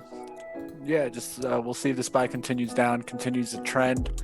I think the interesting thing to see is that from the open, we have about 1, 2, 3, 4, 5, 6, 7 of the 11 sectors down. Leading us down is technology and healthcare right behind it. Yep. All right, guys, just got a nice big crack there for CGC there. Looking great here. We're going to take 200 off here as we break down. All right. Trying to take 200 there. There you go. Just took 200 off at 67s. And now we'll let the rest of the 100 shares work for the trade. Hey, good trade, bro. Yeah, I hit another little trade on MU with 1,000 shares, and I'm making a little bit of money on it, but it frustrates me. Worst case scenario, kind of fake out there, but I'm keeping it pretty small. I'm only down about $100.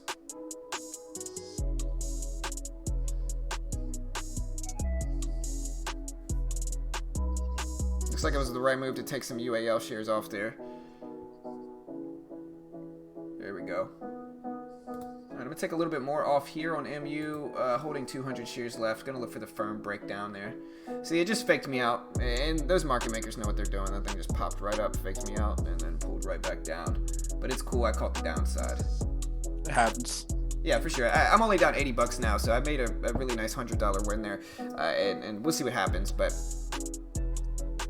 it is what it is. Like I said, one thing I've gotten really good at is wins and losses are going to happen. They're inevitable, you know what I mean? So I just try to chill, and I know myself, and I know I can usually rebound if I lose, and so there's no point in stressing too much about it. UCOM is one that I'm looking at. All it did was go up to the resistance and then reject all the way back down. I think it kind of just squeezed me out. It might do a VWAP rejection look now.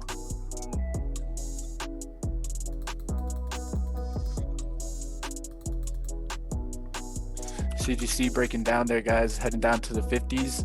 Now we're up about $100. If I can get about 120 on this trade and cancel out that TRY trade, I'll cancel it out. I have no problem with that. It's all about risk and reward, guys. Sometimes it's much better to get into a break-even position. All right, so I took another 500 share position. I'm scalping the break of the $0.50 on MU. Up a small amount, but it's working out fairly well for me. Gonna take another little partial off, only holding 100 shares now. See if we get the much larger breakdown, and I'm gonna get out the rest there. So yeah, down $40 on the day, very small. Oh, I didn't put it up. Sorry, guys. Yeah, down $44. This is my P&L today. So being a little swingy, but you know, nothing I can't handle. Put Mitch back up. All right, gonna try to see if CGC breaks these 1940s. If not, we'll probably just take it off at 59. I want to give it a chance here just to break. I'm going to jump in AMD here, anticipating a low of the day break. I'm in with 1,000 shares here. I'm going to look for a large breakdown if we can get it. Looks like we are. Let me see if I can take some profits off fast. There we go. I'm going to take half. Oh, no, it's a limit order. Give me out of this thing. Oh, my gosh, man. I missed the whole profit. See, listen, I really like to put my window up for you guys, but there's sometimes I'm not going to be able to. Because what I find myself in is switching over to put my window up for everybody. It ends up just getting me ruining the profit I make on the day. I have put myself up now, but I'm gonna get out the rest here. And so, like I said, I'm scalping these moves. This is now my P&L. I'm actually green on the day, but I'm gonna keep Mitch up, and you know I might get into a few more trades. But I think every time I switch over, it's like this has happened twice, where it's like I'm about to switch over, and then the stock bounces. Yeah, it's quick. There's a couple things we can work on, but it definitely does make you work a little bit harder. Yeah, for sure. I'm struggling trying to move it over. You know. I just laugh, because a lot of traders. I even talked about this yesterday because I didn't trade on stream, and man, it's been a while since I ever did that. But it was more along the matter that when I was trading, I noticed I was like, wow. There's so much I can do now. So nice. Yeah. Yeah, 100%. Like people mess with me, right? Because it's like, dude, like sometimes it feels good to trade off stream. Like people mess with me. It's like, dude, like we don't sell anything. Like we don't have any obligation to make every one of our trades on stream. Obviously, I want to be transparent. But if you think it's not easier to trade when 500 people, 400 people are not watching you, it's far easier to trade when nobody's watching than it is when 500 people watching. There's so much more pressure that comes with having that many people watch you trade. And so people underestimate that, man. And it's like, I'll be the first to admit, I love trading off stream. It feels good. I can do whatever I want. I can not have to worry about how I look and just kind of trade. That's why you'll see some of my largest wins are off stream, because I can just do me. I don't have to focus on anything else. And yeah, it's a lot easier to get into the zone when you're off stream than when you're on stream, for sure. Yeah, the speed and scalping will always be just that, guys. It's speed, man. You guys are talking about 90, 98, 100 mile an hour fastballs coming at you, and you're trying to hit them. Yeah, that's what I would compare scalping to. stepping up into the major league pitcher and watching, and you thinking you're gonna take a hit.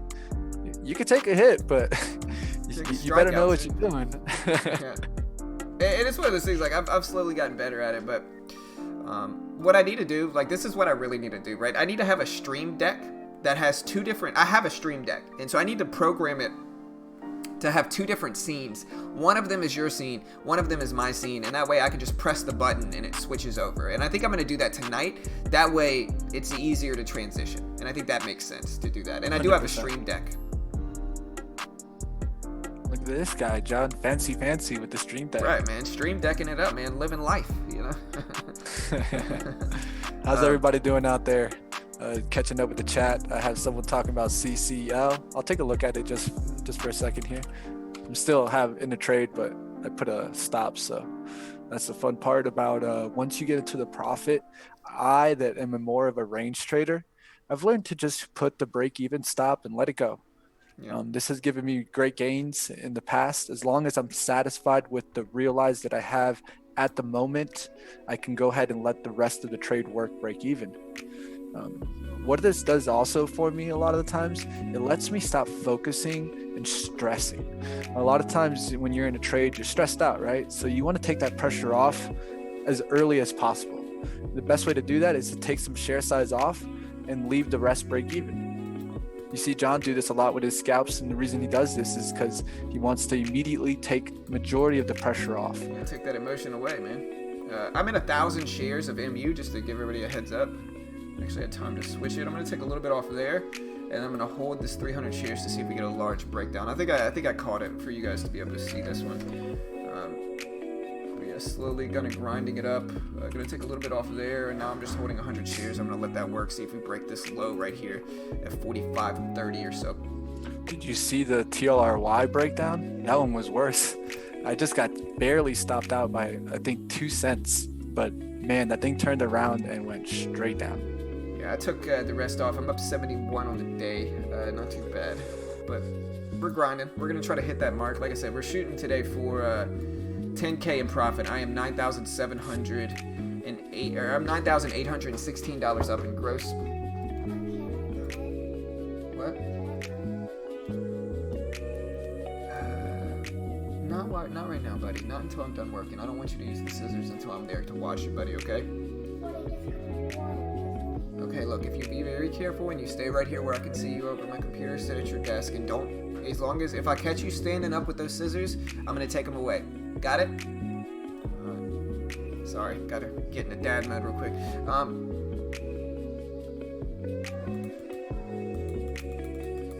Alright, but yeah, SPY's breaking down today. A lot of people this morning asked me what direction I was going to trade, and what I told them is, like, I'm just going to trade whatever the market goes, like which way market that drops. So what did I do today? I shorted mostly. Yeah, one thing that I like paying attention to a lot, you'll see me do this, guys, and call it out for you guys, is the change percentage since open. Because, you know, everyone sees the change of percentage before in pre-market, but I like to look at the relationship of how that looked at the open compared to how the industries and the sectors kind of reacted during the open. So in the morning, technology was leading us down and healthcare was leading us down. And if we look at it right now, those are still the ones that are leading us down. And so that gives me confidence to go into technology, healthcare, and look for short possibilities. Who knows if you find the chart, but that's how I do it. Right, for sure. Guys, take a look at TVIX, super volatile, but it seems like this will be a red day. Yeah, well, so the TVIX is just an inverse volatility ETF, Raul, and so it's just going to do what the exact opposite of basically what the market is doing is what the TVIX does. So like if the market runs up, then the TVIX will go down and vice versa. It's just an inverse volatility ETF is what it is. Ooh, I missed the breakdown on MU. I was about to take it. Big VWAP reject on the Zoom.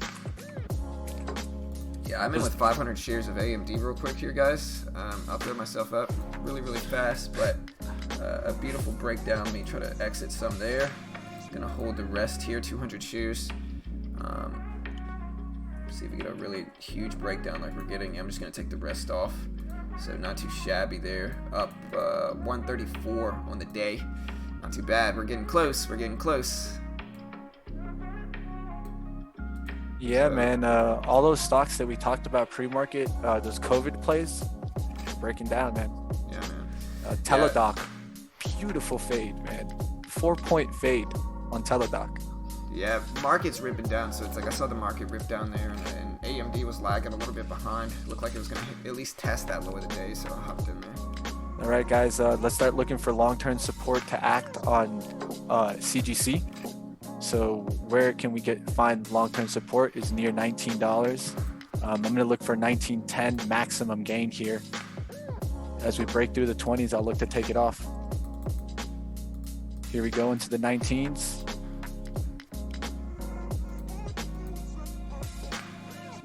$15.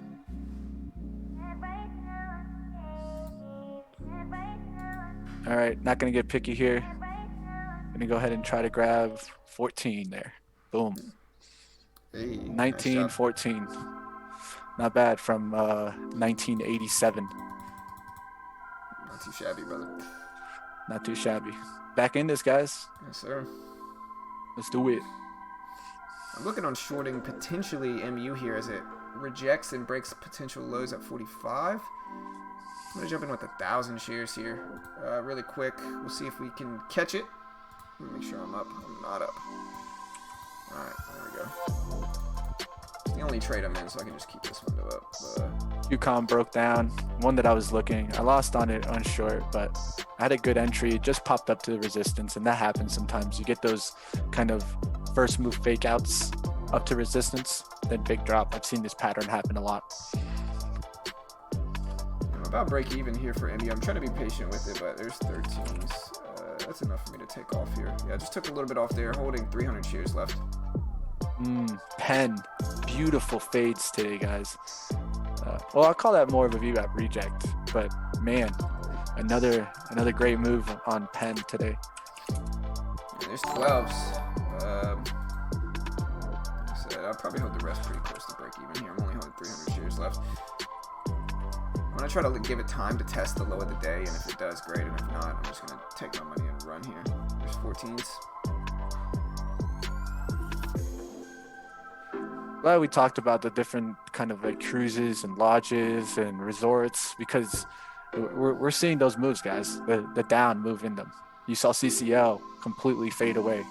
You saw MGM completely fade away, Penn fade away, Hilton fade away, Hyatt fade away.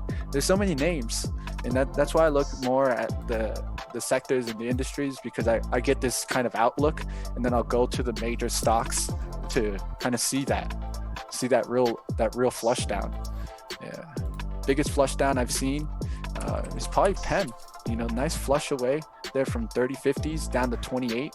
And for this stock, that's a pretty significant move straight down. All right, guys, so I got the rest of my shares on MU. I'm up 160 on the day, but I went ahead and exited the rest. We'll see if we find some more momentum. We've had a lot of new subs today, guys, so shout out to Othman, Ghost, SB. We appreciate the love, guys. Remember to hit the subscribe button if you guys haven't yet. We do this live for free every single day right here on YouTube, so show support, hit the like button, hit the subscribe button if you haven't yet.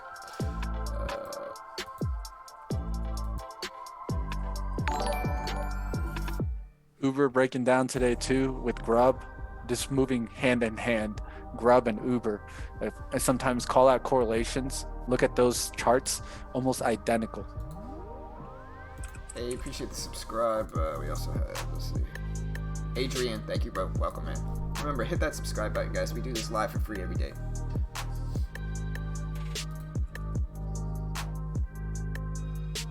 All right, so we're getting a little bit of few bounces here.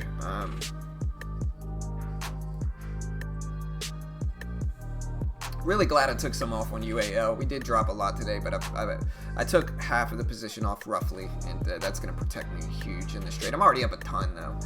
I'm up like 20% still, so. But yeah, definitely glad I took some off.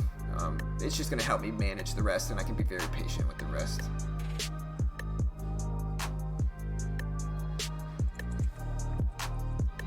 Alright, so you see this 43, 45, 30 level, guys? That's what I'm looking to potentially short into with MU.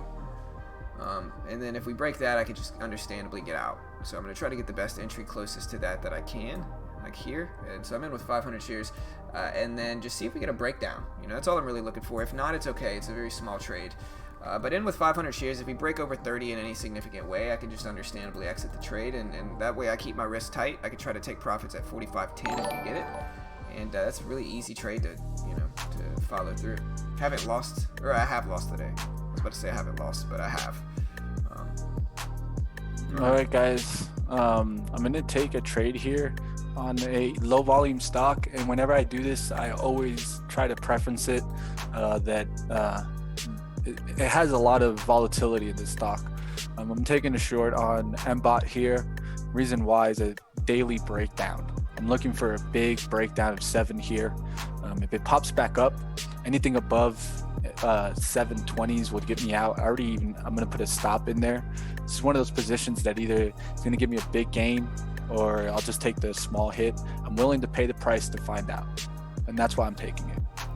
Alright guys, so I took a partial off an MU in the profit, and we're getting kind of close to my risk level here. I'm up a small amount, but I'm going to let this work and see if we can have it hold under 45.30. Remember, 45.30, big resistance level. I don't mind letting this work a little bit. I'm already up in the trade. It's not going to be a losing trade, and I'm in the great situation that a trader can be in, where I've taken profits, I've protected myself some, and at this point it's just about how much money I'm actually going to make, whether it's a small amount or a big amount, and I always love finding myself in this position. So 200 shares left. We're going to let this bad boy work. If it breaks over 45.30, I can just exit for break even or small win.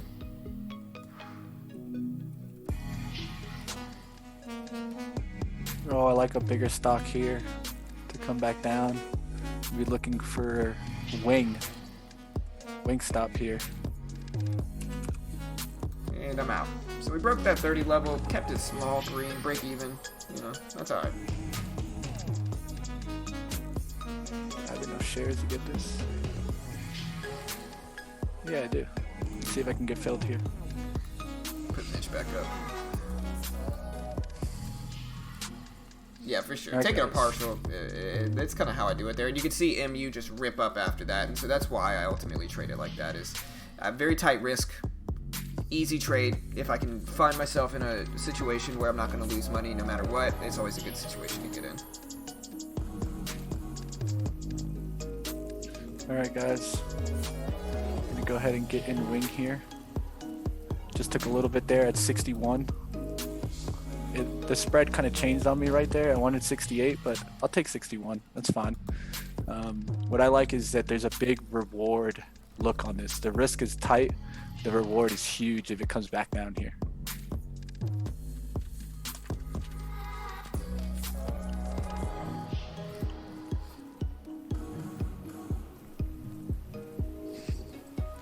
Next one I'm looking at is AMD. It's moving closer to the $0.50, and something I like to do is short it as it gets higher to the $0.50, and then just use the $0.50 as a risk level.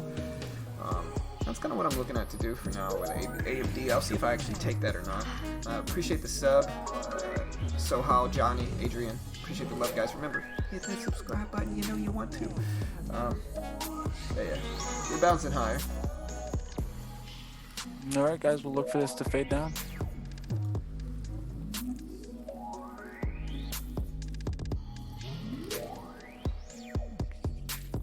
Maybe gonna short. I'm looking at either AMD or MU. MU is definitely closer to the $0.50. I'm gonna short into 500 shares here and keep a very tight risk at the $0.50 for MU. Gotta first let this really reject 118s, because if it gets above 118, it could just really start shooting on up there.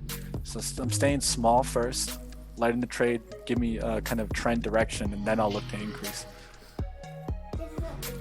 It looks great, buddy. Let me show everybody. I know. It's beautiful, buddy. Here, let me. It's a great job, Jack. Thank you, buddy.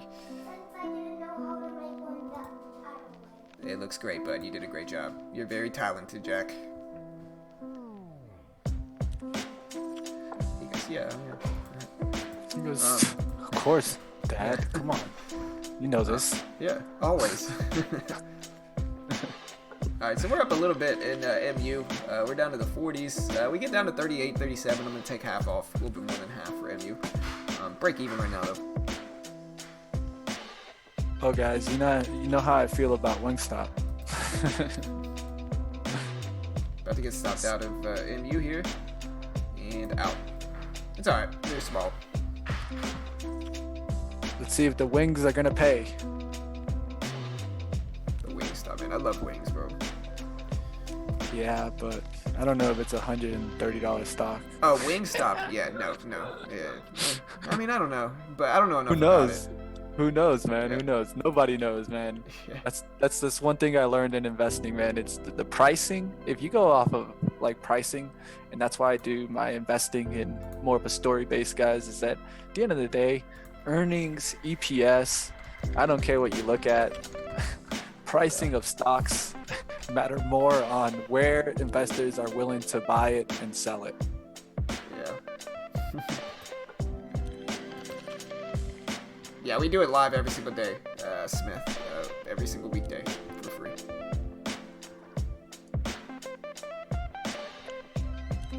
I mean, maybe AMD was the right move. I talked about the trade idea. I still don't hate it, but I'm in AMD with 500 shares now. I'm not going to take it as big as I wanted to because... Oh, sorry about that. Oh, no, you're good. I'm not going to take it as big as I want to because it's not in the position it was before. But, holding 500 shares of AMD here.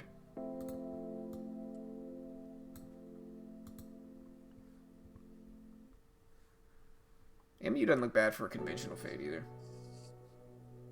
All right, guys, let's see if I can get through this 117 on wing. If I do get through that 117, I think I'll be looking pretty solid for it to start knocking down to the low.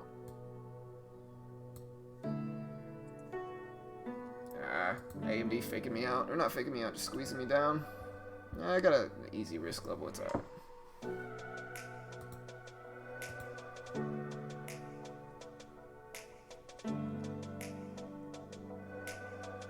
How are we doing out there, traders? I see some new faces in the chat. If you guys are new to our stream, definitely say hello in the chat. Talk with other traders. What we always like is when people are putting out kind of the trends that they're seeing, the strategies they're trading. Those kinds of things are always definitely welcomed. Yeah. Yes, sir. Yeah, guys. You guys have any charts you guys want me to take a look at? Put them up in the chat. I'll take a look. I have a little bit of time. Yeah, I let my AMD trade just squeeze me out. I'm down 35 on the day. Just stubborn with it. I should have exited way before then, unfortunately. And it's alright. We'll see what happens. I'm going to wait for some better moves. The market's just rebounding, so it worked with me for a long time, but I overextended myself on that one and just held it way too long as it started to rebound. Yeah, I can't blame you for it. We got a big momentum at the open, and I feel like we just gotten a little bit of a slowdown here. Yeah, for sure.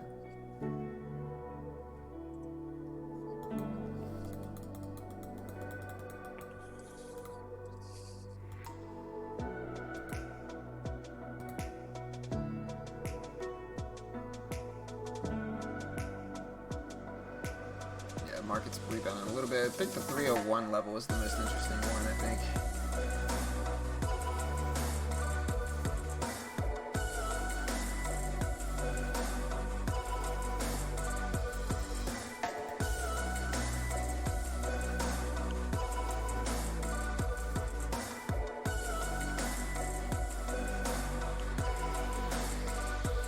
Nailing a little bit of another AMD trade. Not too bad. Kind of faked me out, so I saw the momentum switch. And so, yeah, I'm going to get out there. So, yeah, I'm up $40 on the day, so I'm greenback, but we'll see.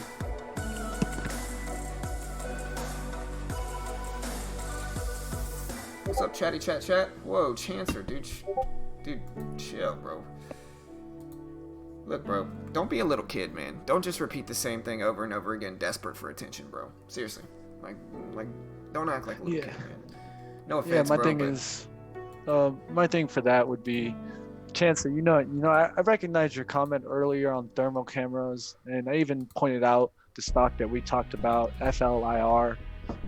We know about Mark. Yeah. We know about FLIR. We know about the thermal cameras. I don't mind you putting it up, but there's no need to repeat it. Yeah. Just tell us Mark thermal camera play, and Yeah. that's more than enough. More than enough for everyone to take a look. At the end of the day, we never try to persuade people to buy or sell anything on this stream, whether it be me, John, I, the chat. We don't like that. That's not what we are about here, guys. We're about the process. The process is what it's about, guys. 100%. And yeah, like I said, I don't mind people giving out calls and stuff like that, but like the reality is like, say it once, don't repeat it over and over again. If you repeat it over and over again, I'm gonna assume you're holding some and you're just trying to pump it up. I'm gonna jump in with 500 shares here of MU, see if we can get the breakdown under the $half level. But yeah, like I said, you can repeat it, once. If you want to say it once every few minutes, that's fine. But if you just say it over and over again like a little kid, you're gonna get banned if you keep doing it. Just giving everybody a heads up.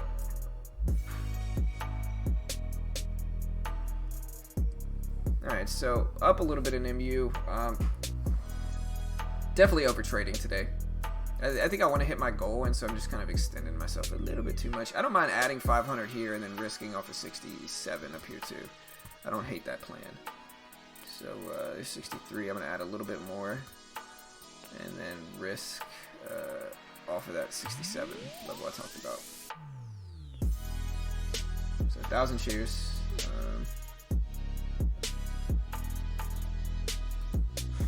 Alright guys, having a little bit of some internet issues here, charts freezing up, so trying to get this all working again here. Yeah, this is YouTube, Jonathan, so yeah, it's not Twitch, this is YouTube Live. Don't bring up Twitch on YouTube. Uh-oh, dun, arch nemesis. Hey, You're listening, you, John. Yeah, my son made a club, it's called the Tough Boy Crew. He just made me a TBC for life. TBC. Yeah. I might make some Tough Boy Crew merch, Yo, got something there. Right. Hey, Tough Boy Crew, you wanna be part of it? Buy a sweater.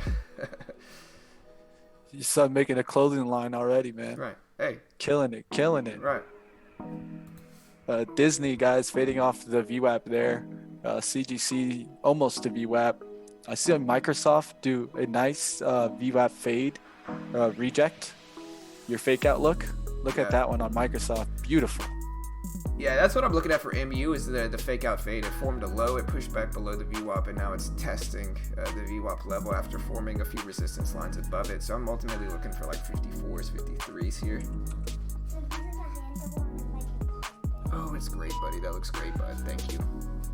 Amazing job, buddy.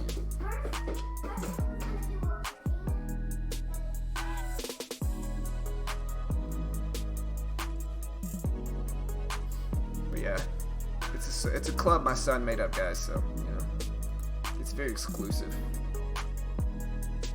Being squeezed out big here in wing.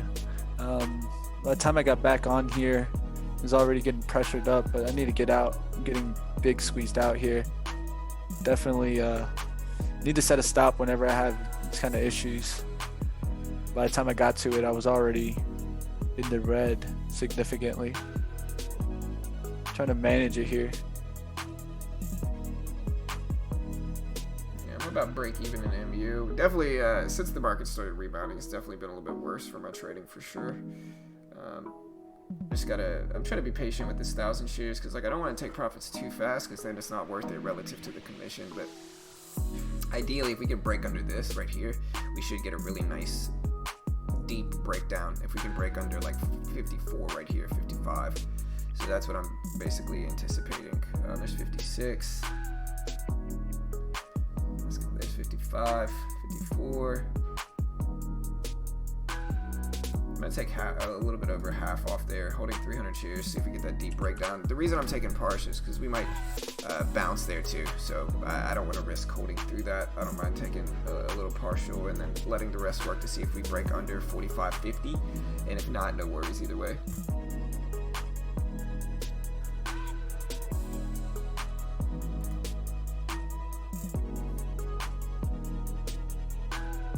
A little bit of both. When is TBC going public? Always, brother. You know. Give us a few years, we'll be there. You know. All right, so we're breaking down here. Like I said, this level I wanted a deep breakdown under 55. We're at 53s, 52s. We're gonna let it work to see if we get the firm breakdown under the $0.50 45. Maybe this level will hold its resistance. Might look even better. There's 51s, 50s. 49s, 48s. I'm going to take the rest off there. So like I said, we break under this level, we're going to get a nice firm breakdown, which is what we got. I'm up 104 on the day. Probably break even after commissions, honestly. Market breaking down is definitely favorable for me here. But, you know, over trading for sure. Yeah, we got a Discord. Here, check it out.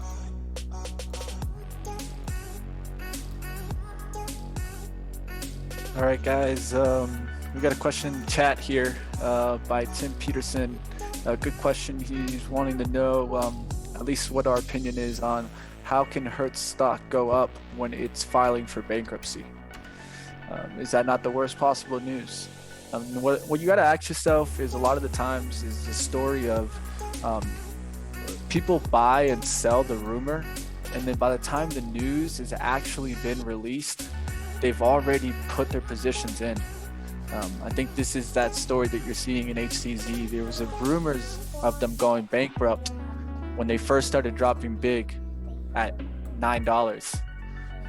That's really when the investors started piling in there, and then they hit it really hard at $5. You can see that on the daily, big spike in red. I see it, buddy. Oh, that's great. That's such a great job. So I'm getting squeezed out of AMD here, down $100 already. Try to take 1,000 shares. And I think I'm gonna use the whole dollar of 51 is my risk. It's like an okay risk, but yeah, taking like I said, I was kind of distracted, but I think it's my fault. We're just looking for a breakdown. I think if the market rips down here, AMD should break down with it, I think, under the lows. And so I'm going to try to be patient and wait for that, and if we don't get it, we don't get it, and that's okay. But definitely trading with too much risk, trading a little bit too much. What I like to do, if you haven't noticed, is I like to build up profit and then swing, right? But only after I build up profit.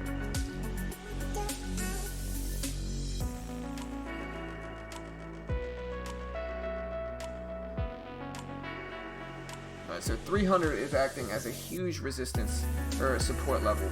All right, there we go. We're back to roughly break even here.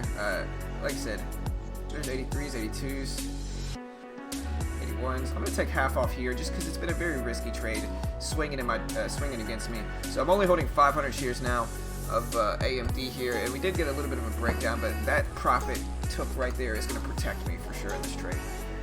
So we're back at 90s now, and again, I'm gonna bail out of this thing, anything over 90 really, I think, but I'm gonna try to give it some time to work.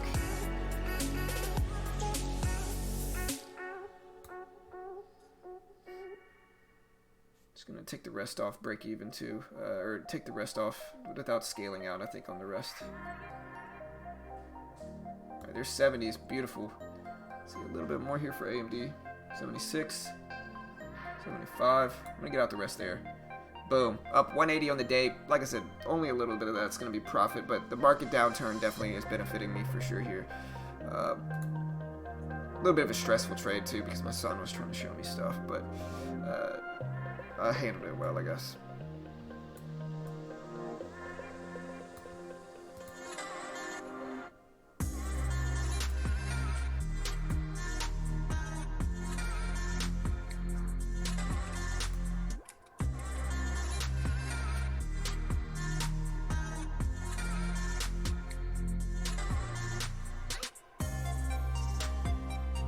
So Hertz is a Chapter 11, not 7 bankruptcy, and so people are betting there's going to be something left. Yeah, and that's plausible as well. I mean, Hertz is a huge company. They might not go out of business for good. It's Chapter 11, like he's saying. So with that, there might be some stuff left, and they might be okay. They might survive. They might not, though. All right, guys, if you guys want to go ahead and check out the platform that John and I use on these streams, definitely go ahead and check out TradeNet. It's a solid, high-quality platform, gives you high speed. With funded account programs, you can day trade as much as you want for no PDT. Have cheap commissions, short stocks, plus get access to a chat room. You get the demo account to practice. You get a legit trading course, and all this for less than $400. Definitely makes sense risk and reward wise. It really gives you an ability to go ahead and start trading. You want to go ahead and start trading live, start getting the access to live trading and get out of the paper trading zone. Definitely take a look at TradeNet. It's one of the best. Yeah, so I have 3 monitors, so I'm looking at about 12 charts total. In my opinion, TradeNet and TEFs is the cheapest way for sure to get started in the market. Like, people ask me how to get around the PDT rule, and what you do want to understand is that this is an educational package, right? And so you're gonna buy these packages. It's not a deposit. You're actually buying these packages, and it comes with the course and a demo account to practice on and learn their platform, and access to their chat room for a few weeks as well. And then once you're approved, it acts as a funnel into the funded account program, which is the easiest way to get around the PDT rule and the cheapest for sure, in my opinion. Basically, like I said, once you're approved for the funded account program, again, the base package is, I think, $375, and I think today is actually the last day of the sale. I think after today, it goes back up to $399, but for today, for $375, once you're approved, you get 14,000 in BP to trade with. You get 14,000 in buying power to trade with. There's no PDT rule with these accounts. You can day trade as much as you want and short stocks, and I think that's incredibly useful and beneficial and gives you a lot of edge. In the end, you're risking $375 to get 14K to trade with, and it operates like a prop firm in the funded account program. So there's a 70-30 profit split, there's a max loss of 700, and so you're gonna have to share 30% of your profits with them. But again, they're giving you tons of buying power versus the amount you're actually paying for these educational packages. And then the $700 max loss, you're spending $375 for today, and so you're getting almost twice as much to lose, and I think the good risk reward is there. I think it makes a lot of sense. To be fair, I think traders will probably lose these accounts as well, because I think most traders just lose, but it's a lot cheaper to lose a TradeNet intro package and funded account that you get with the funded account program than it is to do what a lot of new traders end up doing, which is save up thousands and thousands of dollars, risking way too much as a brand new trader, and they're usually going to end up losing their first few accounts anyway because they don't have much risk management. And sure, you do have the potential to make money on TradeNet as well. You can withdraw once per month. They wire it into your account in the funded account program. And like I said, in my opinion, that makes a lot of sense. And it's going to protect new traders a little bit more than, say, depositing $2 or $3 grand into a conventional platform, because you're probably going to lose that. So yeah, there's the link if you want to check that out. But yeah, great way to help support our channel as well. Of course, we're biased in their favor because we post links for them and make a commission if you sign up through us. And so naturally, we're going to be biased in their favor some. But in the end, it's a great way to help support us. And objectively speaking, I think it's a pretty cheap option. All right. We have 2 questions there in the chat that I see. Why does the PDT rule exist, and what's your opinion on these trading signals and trading bot videos we've been seeing in a lot of YouTube lately? I can touch on it if you guys want, but basically, bots and trading signals, this is the problem. And I'll explain this, and I actually got this from a Forex video explaining stuff. Like, that guy Bia was doing videos talking about how he bought signals from Fiverr, right? And I watched a video explaining how these signal providers do it. And basically what they do is they'll give you a signal, right? But the risk will be so much larger than the potential reward. They'll tell you to basically take profit after a few cents. So of course, they're going to be far more accurate, because they're taking profits after 10 cents, but they're risking 50 cents a trade, right? And so sure, they get you wrapped in by giving you their signals, right? They get you wrapped in. And of course, when you trade their signals, it's going to be on your side. You'll probably win more than you lose. The problem is that when you lose, it's going to far, far outweigh the times you win. right? And that's how they trick people into buying their services, is they give them a few signals to naive traders, give them an extremely unnecessarily tight reward target, to where it's like, yeah, if you give yourself a 10 to 15 cent reward target, obviously you're going to be profitable a large majority of the time. But if your risk is 50 cents, when you finally lose, you're going to lose all your wins plus. You know what I mean? You're going to compensate plus for all those wins. Dude, if somebody doesn't stop calling me every day on the house. Yeah, I can at least say that most algorithms and bots that really trade well are going to be so expensive that you won't even see them on YouTube. Right. And that's the truth. They're going to be sold to different platforms, brokers. The big institutional traders get access to these kind of trading algorithms and trading logarithms first. I'm in MU with 1,000 cheers, just giving everybody a heads up. Looking for the low of the day break under 45 is all I'm really doing. Go ahead. No, and that's what a lot of it's going to be. So anything that I would personally see on YouTube, I would be very speculative of, just because if it's valued so high, to have an algorithm or have something that can beat the market, I don't think they would really just be advertising this on something as simple as for retail traders on YouTube. Right. That's just my personal opinion on what I would even do if I had that access. If I made one, I wouldn't be here selling it to you guys. I would be talking to TD Ameritrade. I'd be talking to E-Trade. I'd be like, you guys want to sell this on your portfolios? Well, I got a good algorithm here. Yeah, for sure. That's who you would really do it for. And it brings, like I said, it brings attention. Like, there's a lot of people that are going to try to sell you picks. Like, it's the lazy thing to do, right? Like, you don't have to learn. All you got to do is take some experts' picks, right? But it's the most toxic aspect of the trading culture. And again, in the end, that's how they're gonna get you. Is they're gonna give you picks, right? And they're gonna give you like they're gonna say buy here, sell here, right? But they're gonna tell you to buy after a tiny amount of profit, or they're gonna tell you to take profits after like a super small profit target, right? And so naturally you're gonna win more than you lose. But when you lose, it's gonna be huge, and that's how they wrap people in, right? Is they get them to pay for a service because they're like, oh, I took this guy's picks and I won, you know? And it's like, yeah, because your profit target was 10 cents. You know, of course you won, you know, but the problem not comes when you win, but when you actually lose. And that's where the big problem comes in, right? Is when you actually lose. I'm going to take half off here, holding the rest here, getting a nice firm breakdown. Beautiful move. Going to hold the rest with the risk level over 45. 93s. Let me go ahead and just take the rest off there. Up 256 on the day, slowly growing my profit back. Market's breaking lows, and that's what we're getting here. So not too shabby, but that's what's going on, is the market's breaking lows right now.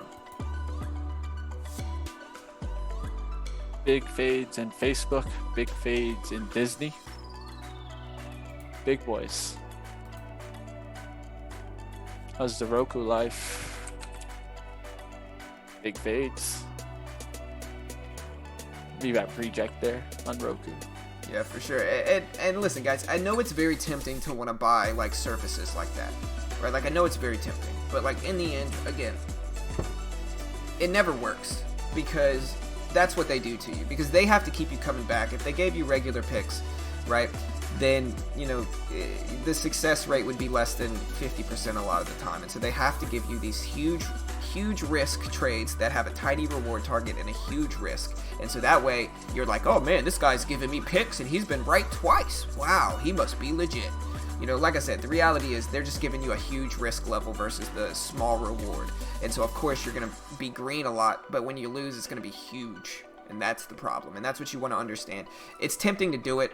My suggestion is just to learn to trade yourself. There's a lot of good services that would teach you to trade, and I'm not against like trading services, selling courses and stuff like that. I'm just against like giving out stock picks. You know what I mean? You could say that you think the stock's going to go up, you think the stock's going to go down, but I'm against services that say buy here and sell there. Like, that's what I'm against. Yeah, at the end of the day, majority of those kind of alert systems, they actually run off of each other. If you really would take a look, you're going to see that majority of them copy each other. Yeah. I saw that, and when I started looking into if that's what I should do. And I think, it's something that so many people can fall into because it would make day trading easy. Yeah, for sure. And if day trading was easy, then yeah, do it. Load the boat. Right. Listen, if people actually they got make another money mortgage.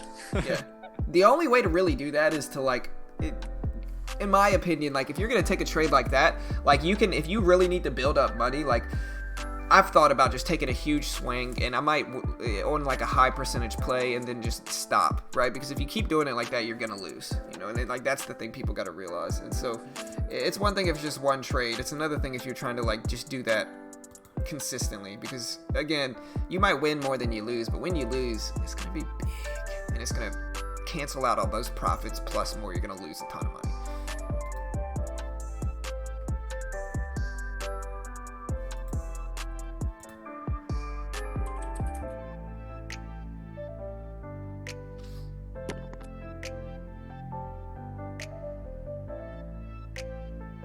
Yeah, no worries, team.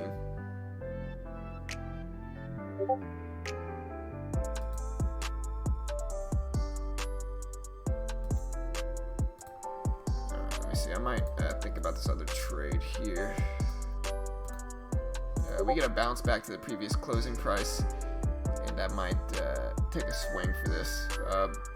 We're breaking down. Maybe I should have held a little bit, but like I said, I'm up 256. This is my P&L in the day.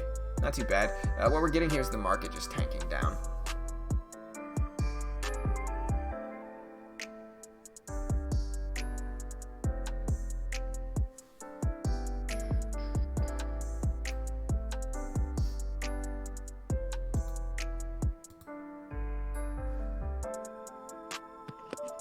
Kyle compared it to fishing, and he compared it to something else. I would compare it to fishing. You know how like when you get into fishing, you start finding all these different lures, kind of these baits that supposedly will make you that much better in fishing. Gimmicks, essentially. Yeah. I've been fishing, man. There's not just one lure that just is way better. It takes a lot more of the actual fisherman skills. Yeah, where he's placing these lures, where he's holding it at, and there's so many different aspects that people don't understand. So a lot of the times, and this goes for, I think, in anything in life, if it's too easy, it probably isn't real. Right. 100%. And that's the truth. You look at it, if it was that easy, I mean, everybody would do it. Yeah. Just take your spot in line. I'll take it. Right.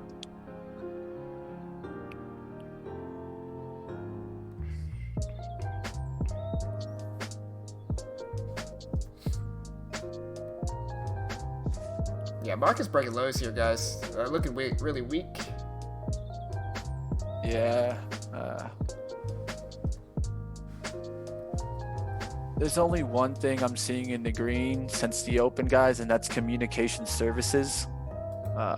Biggest change I think that I saw was financial services were actually up about 4%, and now they're only at like 2.3%. So that one pulled back from ripping out this morning. Technology really kind of cracked on us today for the first time, and that's really what I've been watching. Kyle says John tanked after he sold UL. Yeah, that's right, man. That's what I do. Hey, gotta sell the rip. Gotta sell the rip. There's no point in not selling the rip. Yeah, I'm still holding half, but I'm still up like 20% like overall in the trade, and so I'm just gonna let it work. Like I said, small time swings like this will happen. I'm betting on the next 4 months, so we got a lot of time left to just chill. I mean, you got a cushion on the trade now. Yeah. That's the best feeling in an investment. It gives you an ability to either double down at some point and hold break even, or just keep your shares that you have and let it work. Yeah, for sure. Yeah, I'm still up a ton, and so I took profit right around the highs up there too. So I'm just gonna sit, hang out. I got some more money. If we get a big dip, I might invest in some other stuff. Like I said, I'm looking at maybe AT&T, maybe Walgreens. I'm just looking for cheaper stocks. Let me see what's Walgreens. It all depends on the range really here. So that's what I'm kind of looking at.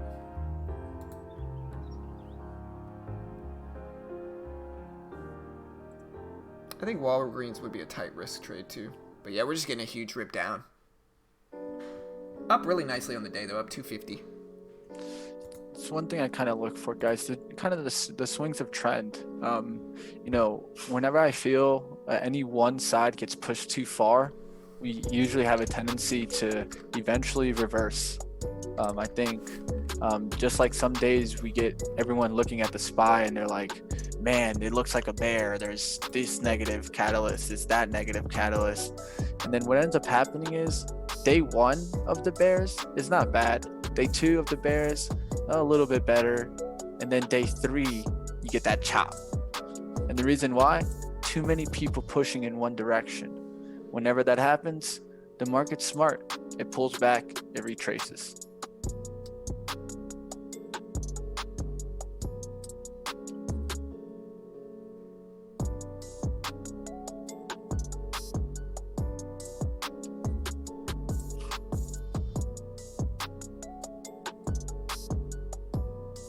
Yeah, we're getting too much weakness for me to even want to trade anything right now. I'm just kind of sitting here. We'll see what we can find, but it's so down already. I don't like shorting. It's too extended on the downside.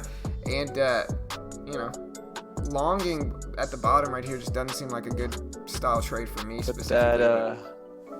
Put that VIX chart up. You'll see a rocket. Yeah, it's just doing the opposite, right? Yeah. Yeah, it's just doing the opposite of the market.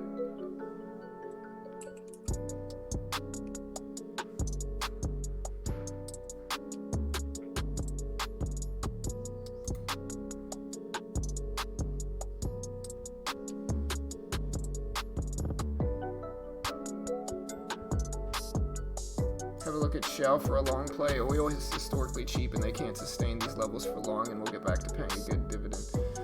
That's not bad. Yeah, AT&T has a huge dividend too. Yeah, like we were talking about this one. AT&T yesterday, also like Verizon, T-Mobile. Those three they're not going anywhere. I don't think so. Yeah, for sure. So the reason we're dropping is the market. Texas Fed buys U.S. 1.75 billion Treasury coupons, 20 to 30-year sector. The U.S. Dallas Fed services revenues for May were minus 28.1, with the previous is minus 64.4. U.S. Texas service secret outlook for May is minus 41.7 versus previous minus 81. So yeah, we had some numbers. Trump tweets negatively about Twitter. Twitter has now shown that everything we have been saying about them and their other compatriots is correct. Big action to follow. So Trump posted something on Twitter.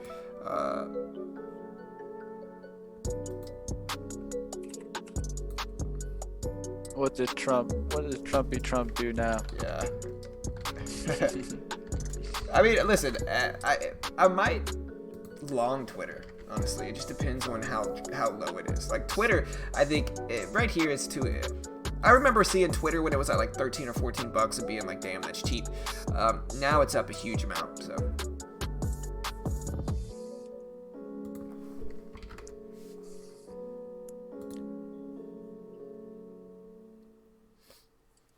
And I think the big thing with a lot of this is just patience here. I think, like I said, I think with summertime, like, airlines overall should come back, and I think people are going to start flying a lot more. And so with people flying a lot more, I feel like the airline industry is going to be one of the first things to rebound from everything, over everything else, over like carnivals, over Carnival Cruise, over cruise lines, because again, airlines are pretty essential travel. Like, people need to fly. It's not just like cruise ships are a luxury, you know, but like airlines, people have to fly for business, for work, and I think that's going to be one of the things that needs to survive the most and stay up. And so even if UAL drops some more, I might add a little bit. I'm already in profit, and I might add a little bit lower. It just depends on how much it drops, and I think I'm just going to wait and see to try to get a good add point there. But I don't hate that idea as well. Again, listen, I'm only trading with money I'm okay with losing. Like, I have a surplus here, and I'm just trading with money that I'm okay with losing. Like, even if I lose all of it, it's not going to be the end of the world for me. And so I don't mind experimenting with my first investment ideas and kind of figuring out my style of investing. I don't think that's a bad thing. And, you know, in the end, if I make a profit, I'm happy. If I don't, I'm okay. You know?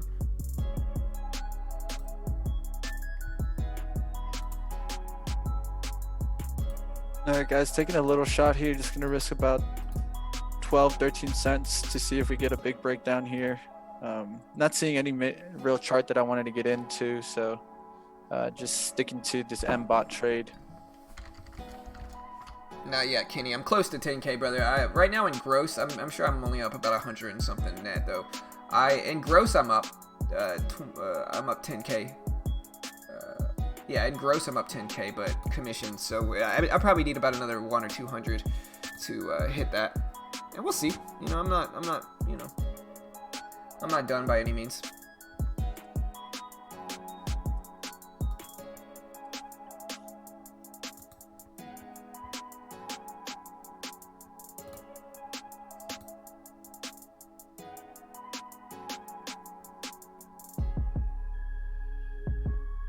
But yeah, I'm up 250 on the day. I'm short a little bit here, and MU, we're breaking down nicely. And I'm going to take some off here. I'm going to hold the last 200, see if we get a nice breakdown continuing under these lows of the day. Market's breaking down, so that should drag a lot of other stuff down too. But see if I can hit 300 here.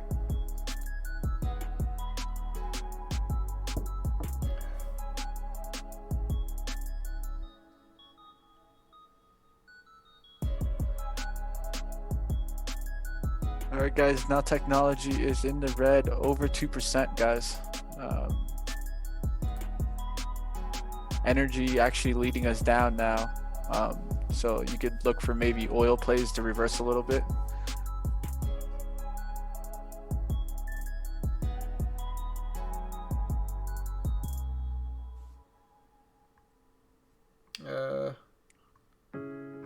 Yeah, I mean, listen, you guys know me. I'm pretty objective when it comes to, like, Trump overall. Like, I've defended him in some ways, and I've definitely criticized him, too. In the end, there's a few things about Trump that people need to understand, and one of them is he's not that conservative of a president. Like, people make him out to be, like, the most, like, ridiculously conservative of presidents, and he's really not. He's middle range when it comes to, like, how conservative is he. A few other things is that it's like, look, like, people attack Trump for things that a lot of the other politicians have done, and people just don't say anything, right? It gets to the point where, like, the toxic culture of, like, picking sides in political battles is just unnecessary. People root for their political side like their football team on both sides, and in the end, I just look at the policies behind it all. Obviously, I'm a capitalist because, you know, I day trade stocks every day. So obviously, I'm going to support capitalism. But I do think Trump needs to learn some discretion. All right, we're getting a nice move down here. I'm going to take a little bit more off, holding 100 shares left of my MU trade. I think he needs to learn discretion, and I think in some ways it comes off like stupid because he just is way too open about everything. Like, he needs to learn to just not show his cards all the time, in my opinion. I'm going to go ahead and take the rest off there on MU. Up a little bit over 300 on the day. This is my P&L just to show you guys. I'll leave Mitch up, but this is my P&L. Up a little bit over 300 on the day. And if I had the biggest complaint I have, aside from him being a little bit divisive, is him just not having any type of, like, discretion. You know, discretion's necessary. You know, if he just can't control his emotions and just rants about everything on Twitter, it ends up just making him look bad and look dumb, you know? But again, there's some things he does that I support, and there's a lot of stuff he does that I don't support too.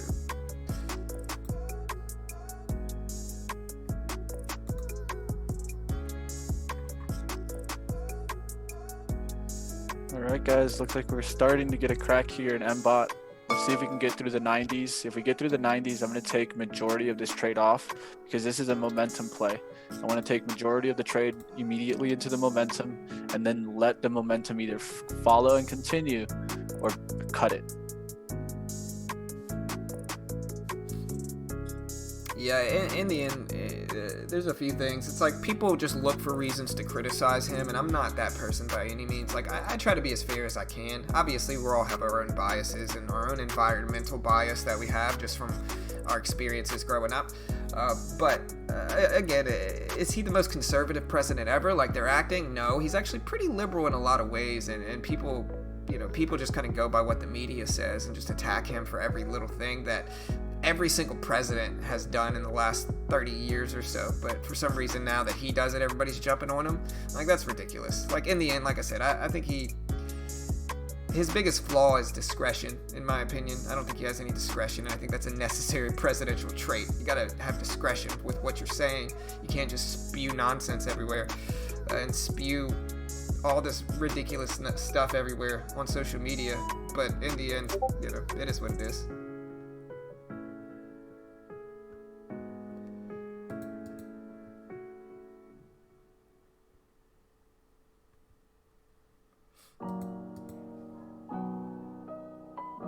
Yeah, I mean, I don't know. Like I said, I try to be fair with it. I get everybody mad. I get both sides mad, What? IF. Yeah. I mean, Twitter's gotta love it, man. If I was Twitter, I'd be Trump's best friend. Trump has to have single-handedly raised the value of Twitter. He's the only president in history that has used Twitter like that, and so Twitter should be, rooting for him because he's benefiting them. I know Jack Dorsey over there. He thinks his own way, and I'm not mad at Jack. I'd put him on the board as soon as he's done being the president. Yeah, he's pumping that stock up. That's one thing, man, for sure. He's like the CEO without even being the CEO. Yeah. Huh? How do you spell what? Point? Like I'm pointing somewhere? P-O-I-N-T. Ooh, you know which one I missed, John, today? That did a beautiful move. Which one? I called it out pre-market. I was going to look to see if I&O cracked. Too many people partying with these healthcare stocks, and I really did think that healthcare was going to be weak today. And man, what a move there in I&O. Beautiful fade. If you guys haven't seen that, beautiful fade there for sure.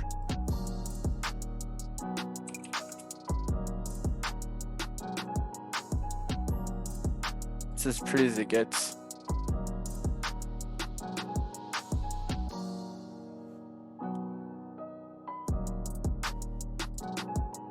All right, so traders, you guys see my chart up. I'm going to show you guys exactly what we consider a VWAP fade and what are the best looks to look for a VWAP fade.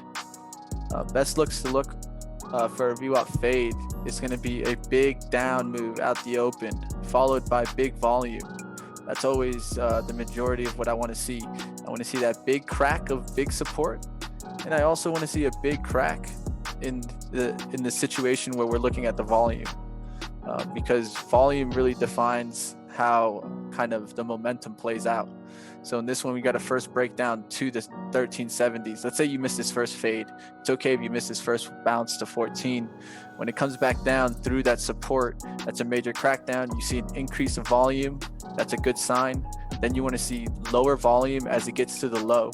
And that's exactly what you get kind of in this zone right here. You get a lower volume as it gets to the low, showing you bag buyers. It pushes back up to the VWAP, and that's where you're going to be looking to get in. 1370s could have been your entries, 1360s, and really you can go off the pre-market low. You got 1388s up there as a resistance to use as kind of where you're basing the trades off of. With fades, we look for them to come down to the first support and then probably make its way down to the low of the day.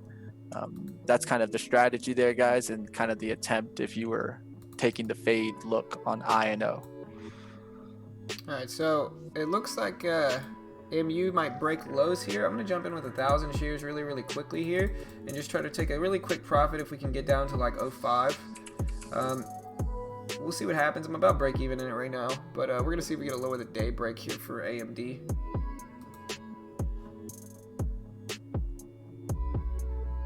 About break even, 11s. The low of the day is so close to here. We'll see if we get a breakdown.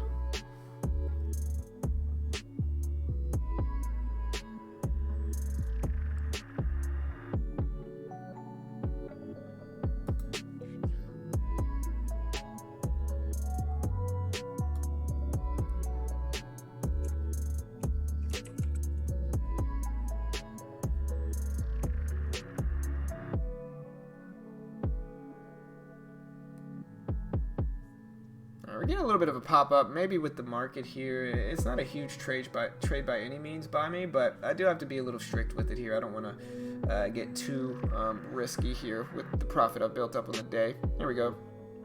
We're at 15s, 14s, 13s. There we go. That's better. Hey, I appreciate the sub. M, thank you, brother. Appreciate it, man. Welcome. Remember, guys, we do this live for free every day, so smash that like button, hit the subscribe button, show support. If you click the bell next to the subscribe button, you'll get an alert every time we go live, which is every single weekday morning on YouTube. So show support for what we do here, team, and come join us again. We're not experts here. We're not gurus. We just teach people what works for us, and it might not work for you. This is a game called Spin the Bee, and that's how to play. Oh, thank you, buddy. That's how to lose. Thank you, buddy. But hey, we're gonna have to play after I'm done working, So you okay? spin the bee. Here, hey, buddy. Here, I can't. I gotta work right now, bud. To you.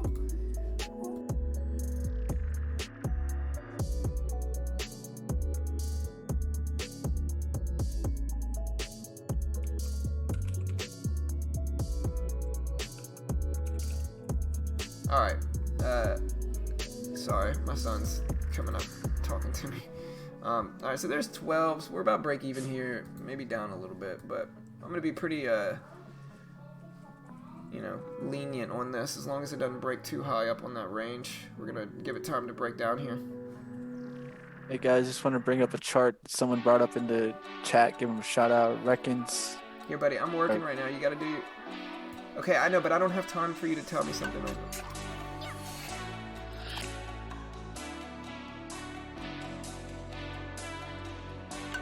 Look at this huge breakdown, guys. Huge fades out the open. Nice fades there. Huge wipeout look. Beautiful, beautiful looks there, guys. On MU.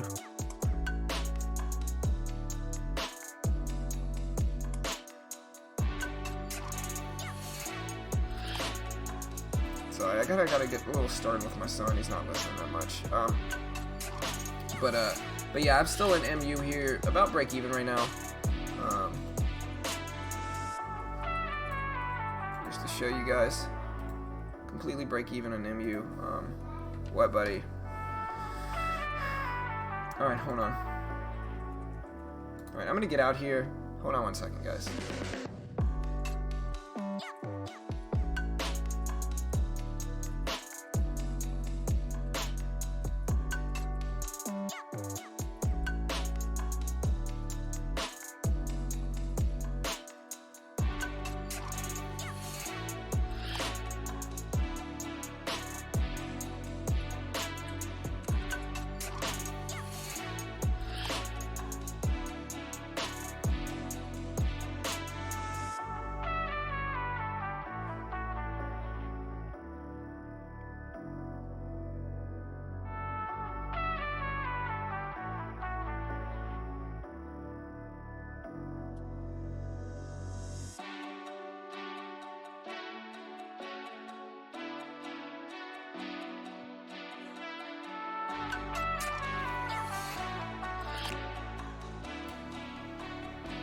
Alright, sorry guys, I had to go get my daughter to occupy my son a little bit since he keeps coming up to me. I'm trying to manage everything, but yeah, sorry team, I'm back.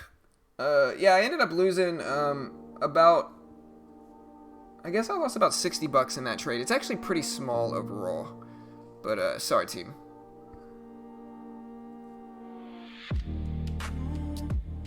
Yeah, for sure, too fast. He's a good kid. Like, listen, he's a good kid. I just try to teach him, like, hey, look, dude. Oh, man, I think I got faked out of MU, man. Oh, that was a beautiful trade. I'm going to short here with 1,000 shares. But, yeah, I got faked out of MU, it looks like. But, yeah, I'm in with 1,000 shares. We're going to see if we can scalp this move on the low break here. There's 96s.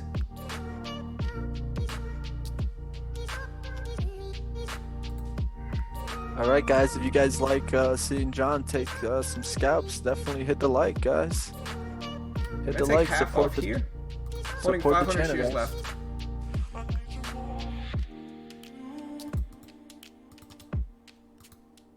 Took another little bit of a partial. I'm only holding 200 shares left. We're going to see if we get a nice breakdown.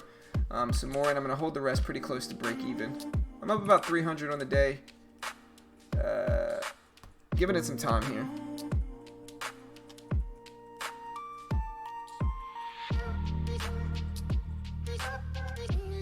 I'll give a shout out here to Big Balla. One thing I really like is always when I see traders sometimes pull the plug. One thing I've noticed a lot of the times is that it's always harder to pull the plug than it is to continue trading. And the reason why this is that a lot of the times you're going to get this kind of recency bias that you can come back on the next trade, on the next trade, on the next trade. And that can really put your account in a world of hurt. So sometimes it takes a lot more to know when to fold it and end the day. Yes, sir. It's a tough thing to do for sure. Yeah, I took the rest off. I'm at 295 in profit, about $300. We'll have some more chances and opportunities. Right now, I'm looking at AMD. If it moves up, I'm looking at a risk level for AMD at around 49.65. Airlines rebounding some. Part of me wants to trade them, but haven't decided to yet. Oh, are you in a trade, Mitch? I'm just still stuck in MBOT here. I'm either going to get out for a $50 loss or I'll make $150. That's the way I'm looking at it right now. And that'll be it for the day. I really didn't see any charts that I wanted to attack after those fades that we just got. So I would have to wait for a couple hours for setups to we get back up there to VWAP, see rejections from the SPY and stuff like that. Yeah, But sure. big move down overall from the open. I mean, this has been about one wave, two waves. I would look to it for a bounce to VWAP and then look to see if we get a third wave down. But I don't think it's going to come immediately. Yeah, I decided not to get an AMD, and it looks like it was the right move. I mean, it's testing that 65 level, but I don't know. It's not bad, actually. 65, 66. I could use that previous high up there as a risk level and just anticipate that it rejects here. I mean, if I do take this, I'm going to take it with 400 shares. So a smaller position for sure. One that I'll bring up, guys, that we talked about pre-market is gaming stocks coming down. You see Glue, cheaper stock that I mentioned that was up by $9, looking for a $9 breakdown. Man, this one broke down to $8.68. Good chart there. Accuvision, I'm pretty sure, I don't even have to kind of guess it. I would say down, and look, down, boom. Yeah.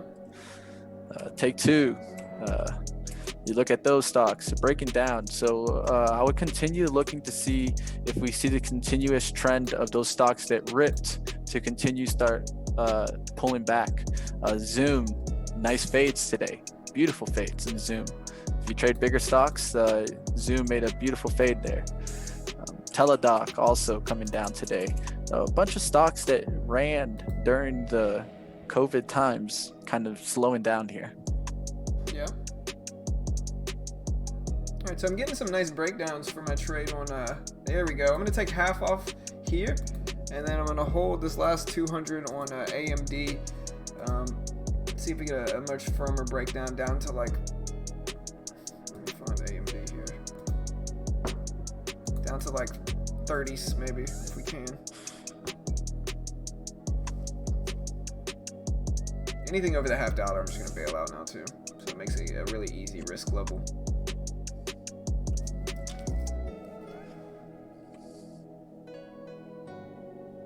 About to exit.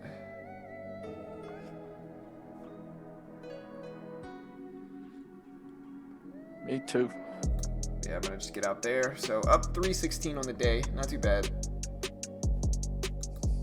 Small win, break even basically, and it might have faked me out here. I might get some more momentum that I'll attack, but it faked me out. I hate it when it does that, man. It barely tipped. I think that was my rookie mistake. I set my risk a little bit too close to the $50, which is all right. I'm gonna jump in with 500 here. See if we can catch this breakdown that faked me out. See if we get it testing the lows of the day is what I really want to see here. Maybe not a great trade, but I don't necessarily hate it. I just think we might test lows now for AMD.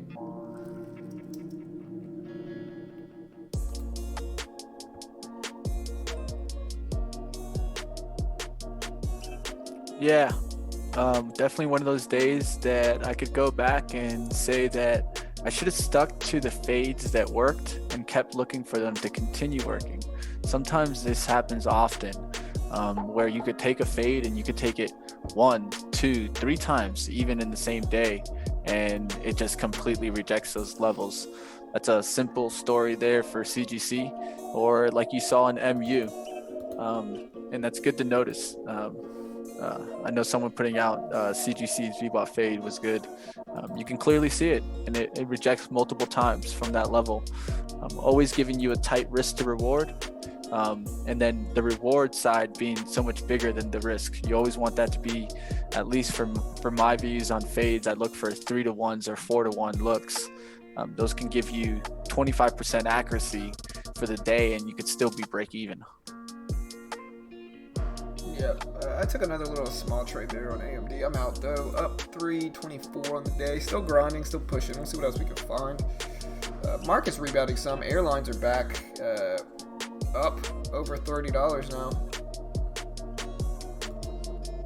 All right, guys. One thing that you noticed that John and I do very differently is a lot of the times you'll notice that John's getting in and out of these trades really quickly and making quick decisions. I'm taking a longer term approach and taking these range trades. This shows you that at the end of the day, guys, you guys can make money any which way. You just got to find what works best for you, and that's what we stress the most. Yes, sir.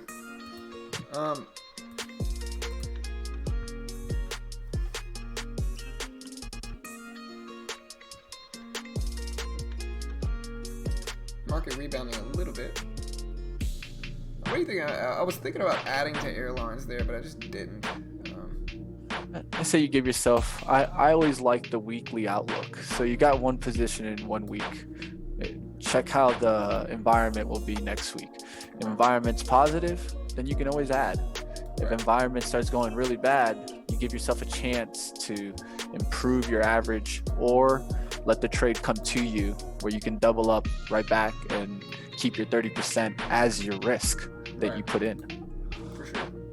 I think that's always the better approach. With long-term trades, sometimes you get in this moment where you really want to add to a position because you feel confidence in kind of the first move that you saw. But with long-term positions, we got to always remember there's always going to be kind of this bouncing where there's days where you're really up. There's days where it kind of comes closer to your entry, that kind of up and down in the daily chart. That's normal. It's normal to expect it. So I look for big resistance and big support. Those are the two areas that I agree with, either ads or kind of repositioning, because those are either the breakout points or usually where you're going to see investors get back in it. Yeah, for sure.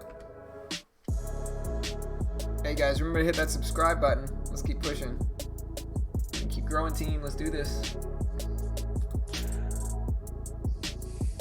Dollar cost averaging works really good for long-term trades because you can kind of improve your average by taking the smallest share size first, and then always sizing in with the measured risk that when you size in, you understand exactly where your entry and your average cost is going to be. Right. This is very important when you're doing investing.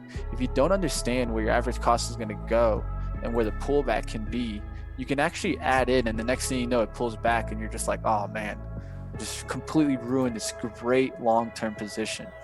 Yeah, for sure. And that's something just that comes with experience. You're not going to be perfect on it the first try. That's normal. Right. Yeah, and the good thing about TradeNet and TAPS is that you can use them, from both ways. There's no PDT rule for the funded account program, and the funnel to that is the intro package. So it's $375. Today is the last day that it's on sale, and then it comes with a course, a demo account, chat room access, all this cool stuff. And then once you're approved for the funded account program, it gives you $14,000 to trade with no PDT rule. You can day trade and short on there. And in my opinion, it's the cheapest way to get around the PDT rule. They do take a cut of your profits because they're the ones giving you all the buying power. But again, objectively speaking, new traders a lot of the time are going to lose their first few accounts, and the fact that you can get a decent sized account with no PDT rule and you can learn to short for $375 today is a pretty solid deal in my opinion. You can withdraw once per month in the funded account program, and so there's a 70-30 split. There's a max loss of 700. But again, you're paying $375, and so objectively speaking, it's pretty cheap. And obviously, I make a commission if you sign up, and so I'm going to be biased. But in the end, objectively speaking, again, I think it's a really cheap deal to get started in the market. And so if you want to check them out, there's the link. And a great way to help support our free content here, guys.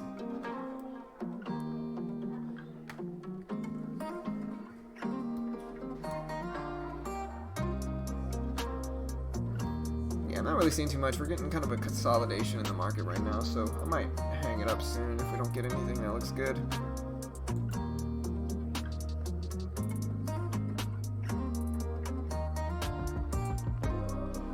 George bringing up that I'm getting a little beat up today, and I can be honest, I'm getting beat up a little bit today, but that's fine. It happens. And the key is always managing your risk and giving you a probability outlook. So for me, even if I lose on this MBOT trade, that's fine. I'm going to stay within my maximum loss for the day. I'm going to give myself a probability that if this trade does go in my way, I would actually end up the day green, even though I got 4 red trades. And this is important, guys, to understand that I try to give myself lower accuracy that I need to follow. But if I'm green in those trades, I should be green on the day. And I don't need to be green on every trade to actually be profitable. And that's what I really try to do, guys. Even 25%, 30, 40% accuracy rate, usually if I hold my trades the right way, and that's the right risk and reward, profit to loss ratio, then I can lose 3 trades and just get 1 trade in the green, and boom, I'm break even. Yeah, for sure. And that's how Mitch does it a lot of the time, and it works out pretty well. With that said, though, we do have a new video on our second channel that is coming out today.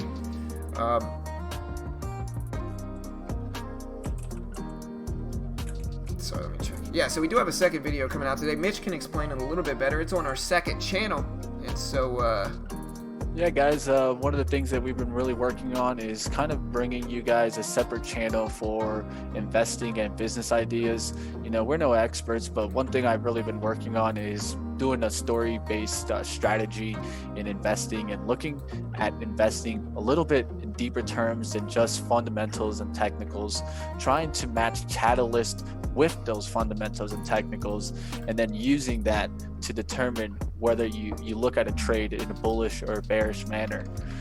The real key to our channel is really to teach you a process. I want to give you guys a process that I use and that I consistently see that can be profitable. And that's really what it's all about, guys, is showing you guys a different kind of process that I'm taking in investing. Right now, this video is going to be on Work, Slack Technologies, and it's also going to include Salesforce, 2 of the top program application in that industry. And they're big stocks. They have a lot of investors in these stocks. So I'm definitely going to go ahead and put out this video. A lot of the trends that are in the industry matching with these stocks. So definitely don't miss out on our video. Yeah, there's the link. I just posted the link in the chat to our second video. Let me make sure it works. Yeah, okay, cool. Yeah, so I just posted the link to our second channel here. And so go check it out, guys. Like I said, we've had a lot of dope content on the second channel. We've had, my UAL trade. I broke it down before I got into it, before, they pushed up 15%. Mitch had a lot of good sector analysis on some stuff. And so go check it out, guys. We got a lot of good free content there. And again, I'm going to be dropping my Amazon video pretty soon, kind of breaking people through the process of starting an Amazon business from scratch and the easiest kind of niche in Amazon to get started. And so that's what I'm ultimately going to be doing. So yeah, be sure to check that out, guys. Go subscribe to our second channel. We definitely consider it a favor if you do. And yeah, we're going to have some hot videos dropping soon. Mitch just dropped that one. And go ahead and check it out in the chat, guys. Go check it out.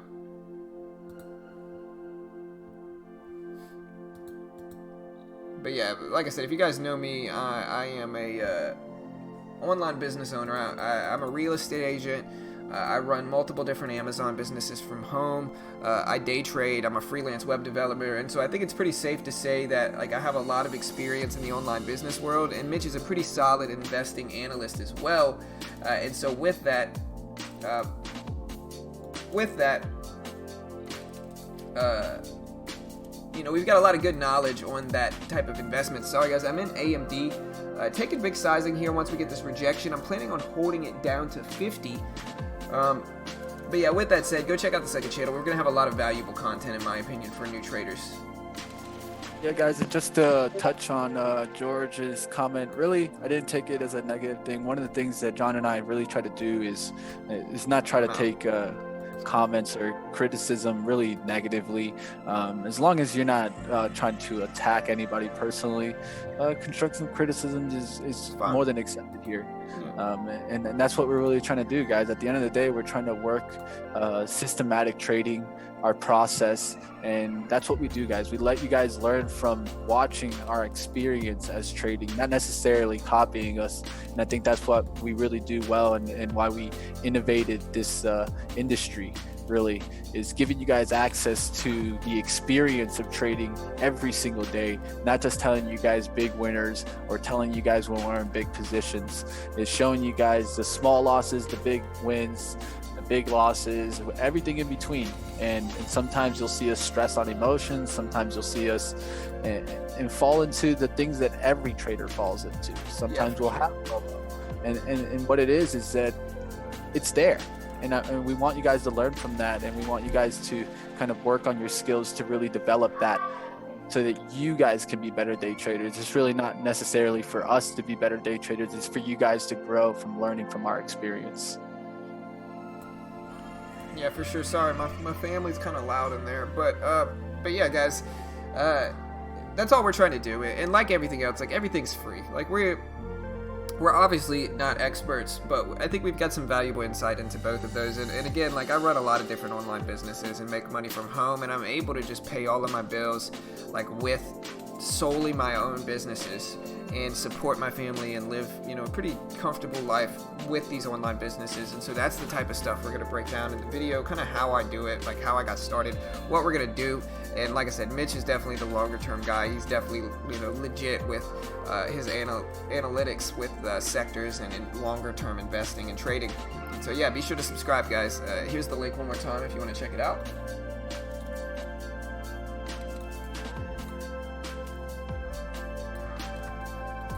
There's the link if you want to see it.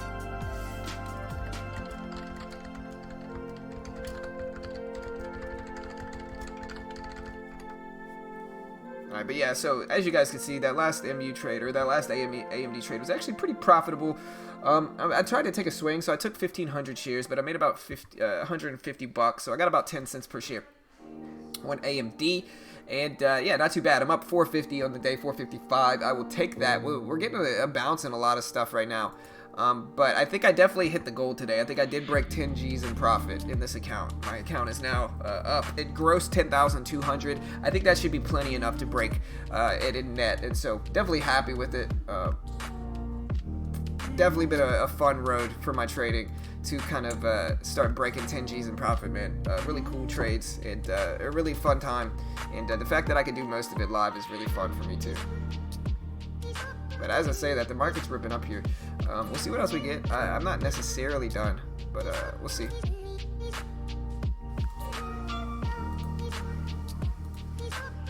Alright guys, I'm going to set a stop in mine, go walk the puppy.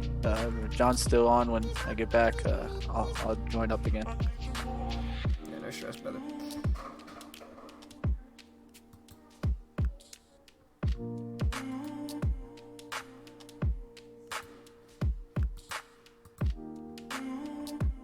Yeah, we all go in tilt sometimes for sure. Yeah, everybody does. It's part of it. Yeah, what's worse is acting like you never do. And that's what you see a lot of the YouTube. We all get in ruts, man. We talk about it all the time. It's the waves of trading. There's waves to this game. Yeah, for sure. Sometimes you ride the wave and you feel like a surfer. Yeah, it's honestly one of the reasons why most people don't stream is because you know, like I said, I think a lot of the gurus streamed. A lot of the penny stock gurus streamed live. They're trading every day. It would really hurt their brand, and so they avoid that stuff like the plague, man. And you know, like, it's one of the benefits that Mitch and I have of not acting like experts, not claiming to be experts, not selling anything, is that we can lose every day. Nobody can tell us a thing because everything we put out there is free. And obviously we both profit way more than we lose, and so in the end, doesn't matter, you know. But it feels good, man. It feels good to just put all this content out there for free, and I think people respect that more too, and they appreciate us more for that, you know.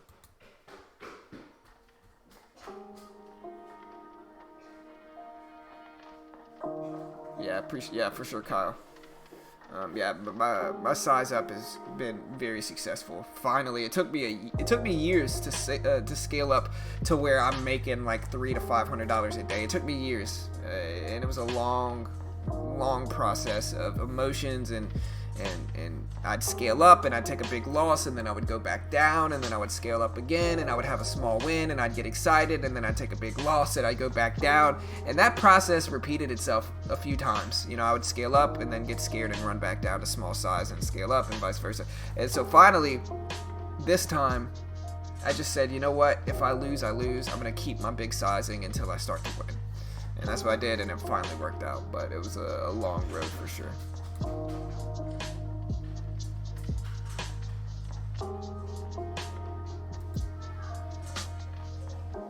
I'm anticipating MU maybe getting rejected here. I'm going to jump in with 300 shares. I'm anticipating a possible rejection at the $0.50. If it breaks the $0.50, I'm just going to get out for like a $30 loss. But I'm in with 300 shares here. Going to see if I can break $500 in profit on MU. But we'll see. But yeah, like I said, since I've been profitable, it's all been awfully quiet in the hater section, man. We used to get haters all the time saying, you can't teach people. You're not even profitable. And it's like, dude, like, I could teach people my strategies, and if I preface the entire thing with like, yo, I'm not an expert.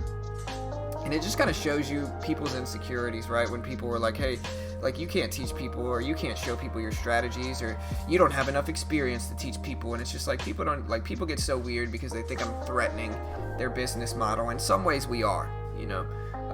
But like, the reality is like, we're not experts here, but you know, the haters have been awfully quiet lately, and it feels good, man. You know, I don't want to jinx it, but it feels good. You know, they don't have really anything to say anymore, though. You know.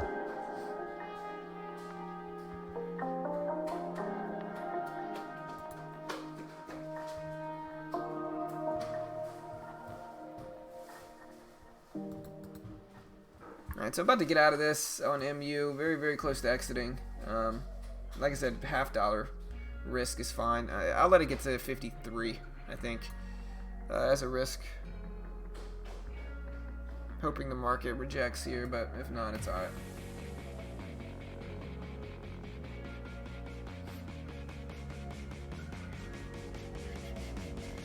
There's 46s.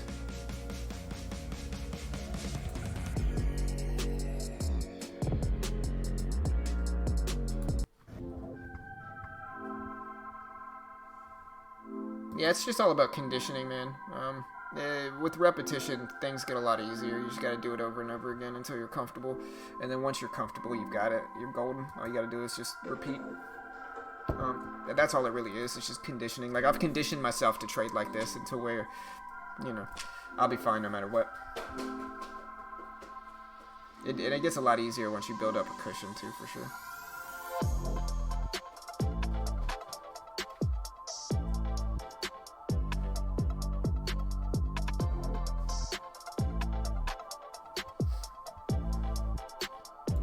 Another thing, guys, go check out Trade Ideas. Let me find the link for Trade Ideas. But yeah, go check out Trade Ideas. They've got some really dope content. They've got some really dope scanners here. Yeah, find them for your team. But yeah, they've got the best scanners in trading, in my opinion. And if you want to check them out, let me make sure this is the right one. Yeah, if you want to check them out, post this link here. Make sure it brings me. Yeah, okay. Yeah, if you want to check out Trade Ideas, here's the link. Great way to help support our channel too.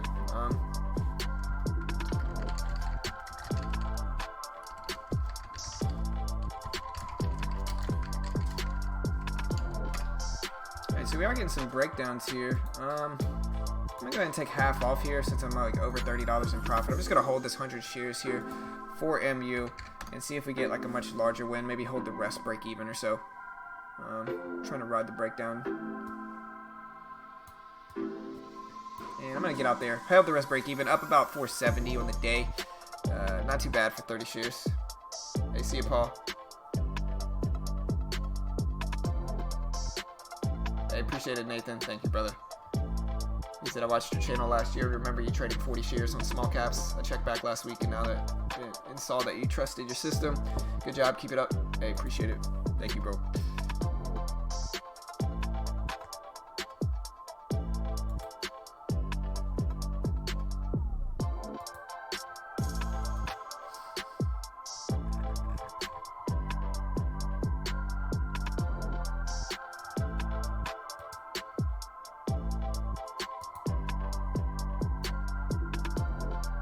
I'd really like to break $500, honestly. That's like the one thing keeping me here. What do you guys think? I'll let the chat vote. Do you think I should stick around and try to break $500? Or do you think I should take my $470 day and not be too greedy here and just, you know, wipe my hands and be done? What do you guys think? Let me know what you think. I know one thing, that regardless of whether I stay around or leave, I'm going to be trading with smaller sizing now that I've built up a huge profit on the day.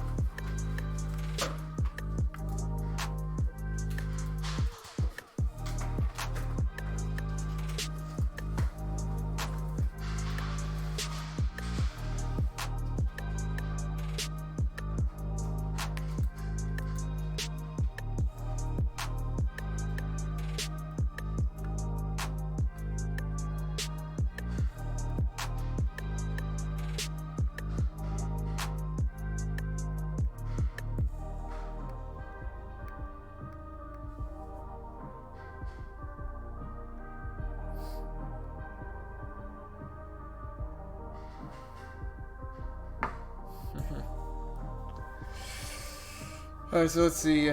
500 or 400, you're on a roll. 500, you got it. It's almost 12. GG.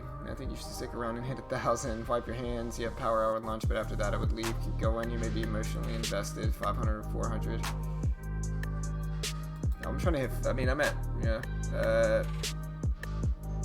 Listen, I got about 30 bucks to make. I think I'm gonna try it.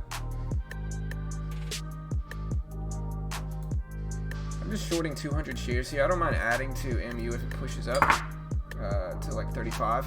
It's my maximum add level, and then I'm just gonna use the $0.50 as my risk. I'm in with 400 shares now.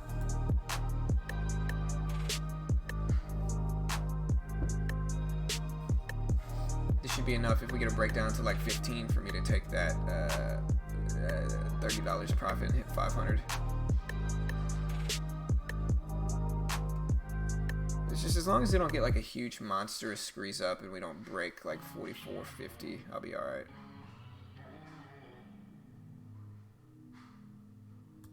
I think I'm gonna get out here. Market squeeze it up big. I could just see that rip it up. I think with that I might hang it up. Listen, I got a good run. I'm up over 400 on the day. This is my P&L on the day, guys. I've been attacking AMD and MU really, really well. And as the market pushes up here, it's just not going to leave me with many trading opportunities until we find some more relative weakness.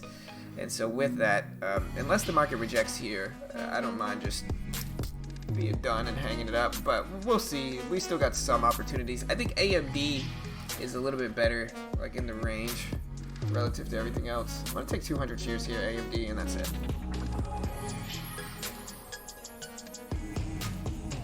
Let's see if we get the breakdown to like the whole dollar. It should be fine for me.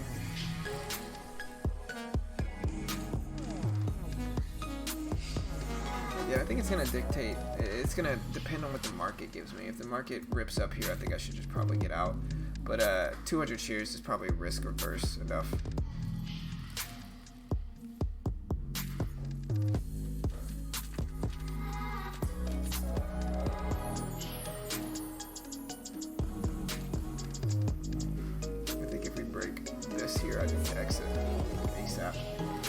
that.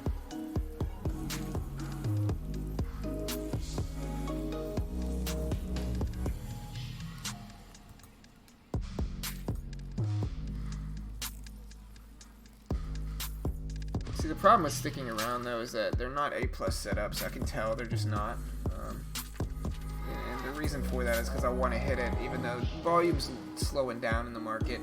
The setups I'm taking are not A+, and so I think that is probably a sign I should just hang it up. Like I said, I'll take this last trade on AMD, but anything after this, and I'm just gonna hang it up and just keep my $400 in profit and head on out for the day. Like I said, I'll let it test this high right here at 45.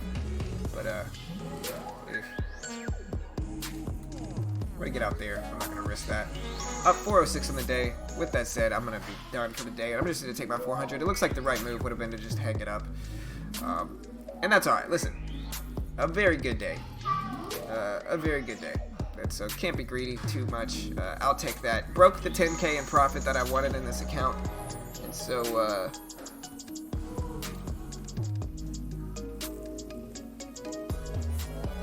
I traded mostly AMD and MU.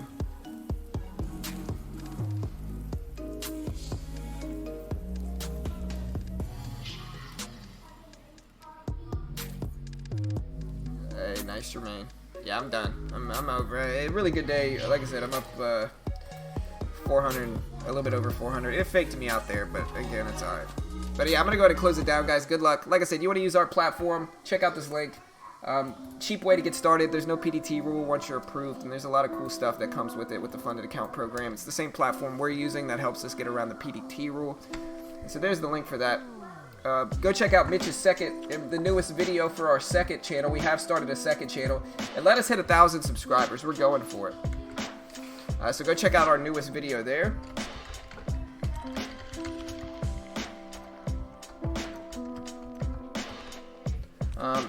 Yeah, guys, good luck in the markets, guys. Remember to hit that like and subscribe button. We do this live for free every single weekday morning on YouTube, so show support. Good luck. We'll see you guys next time. Have a good day. Subscribe to our channel. We'll be back live tomorrow, like always, and appreciate the support, team. Good luck, guys.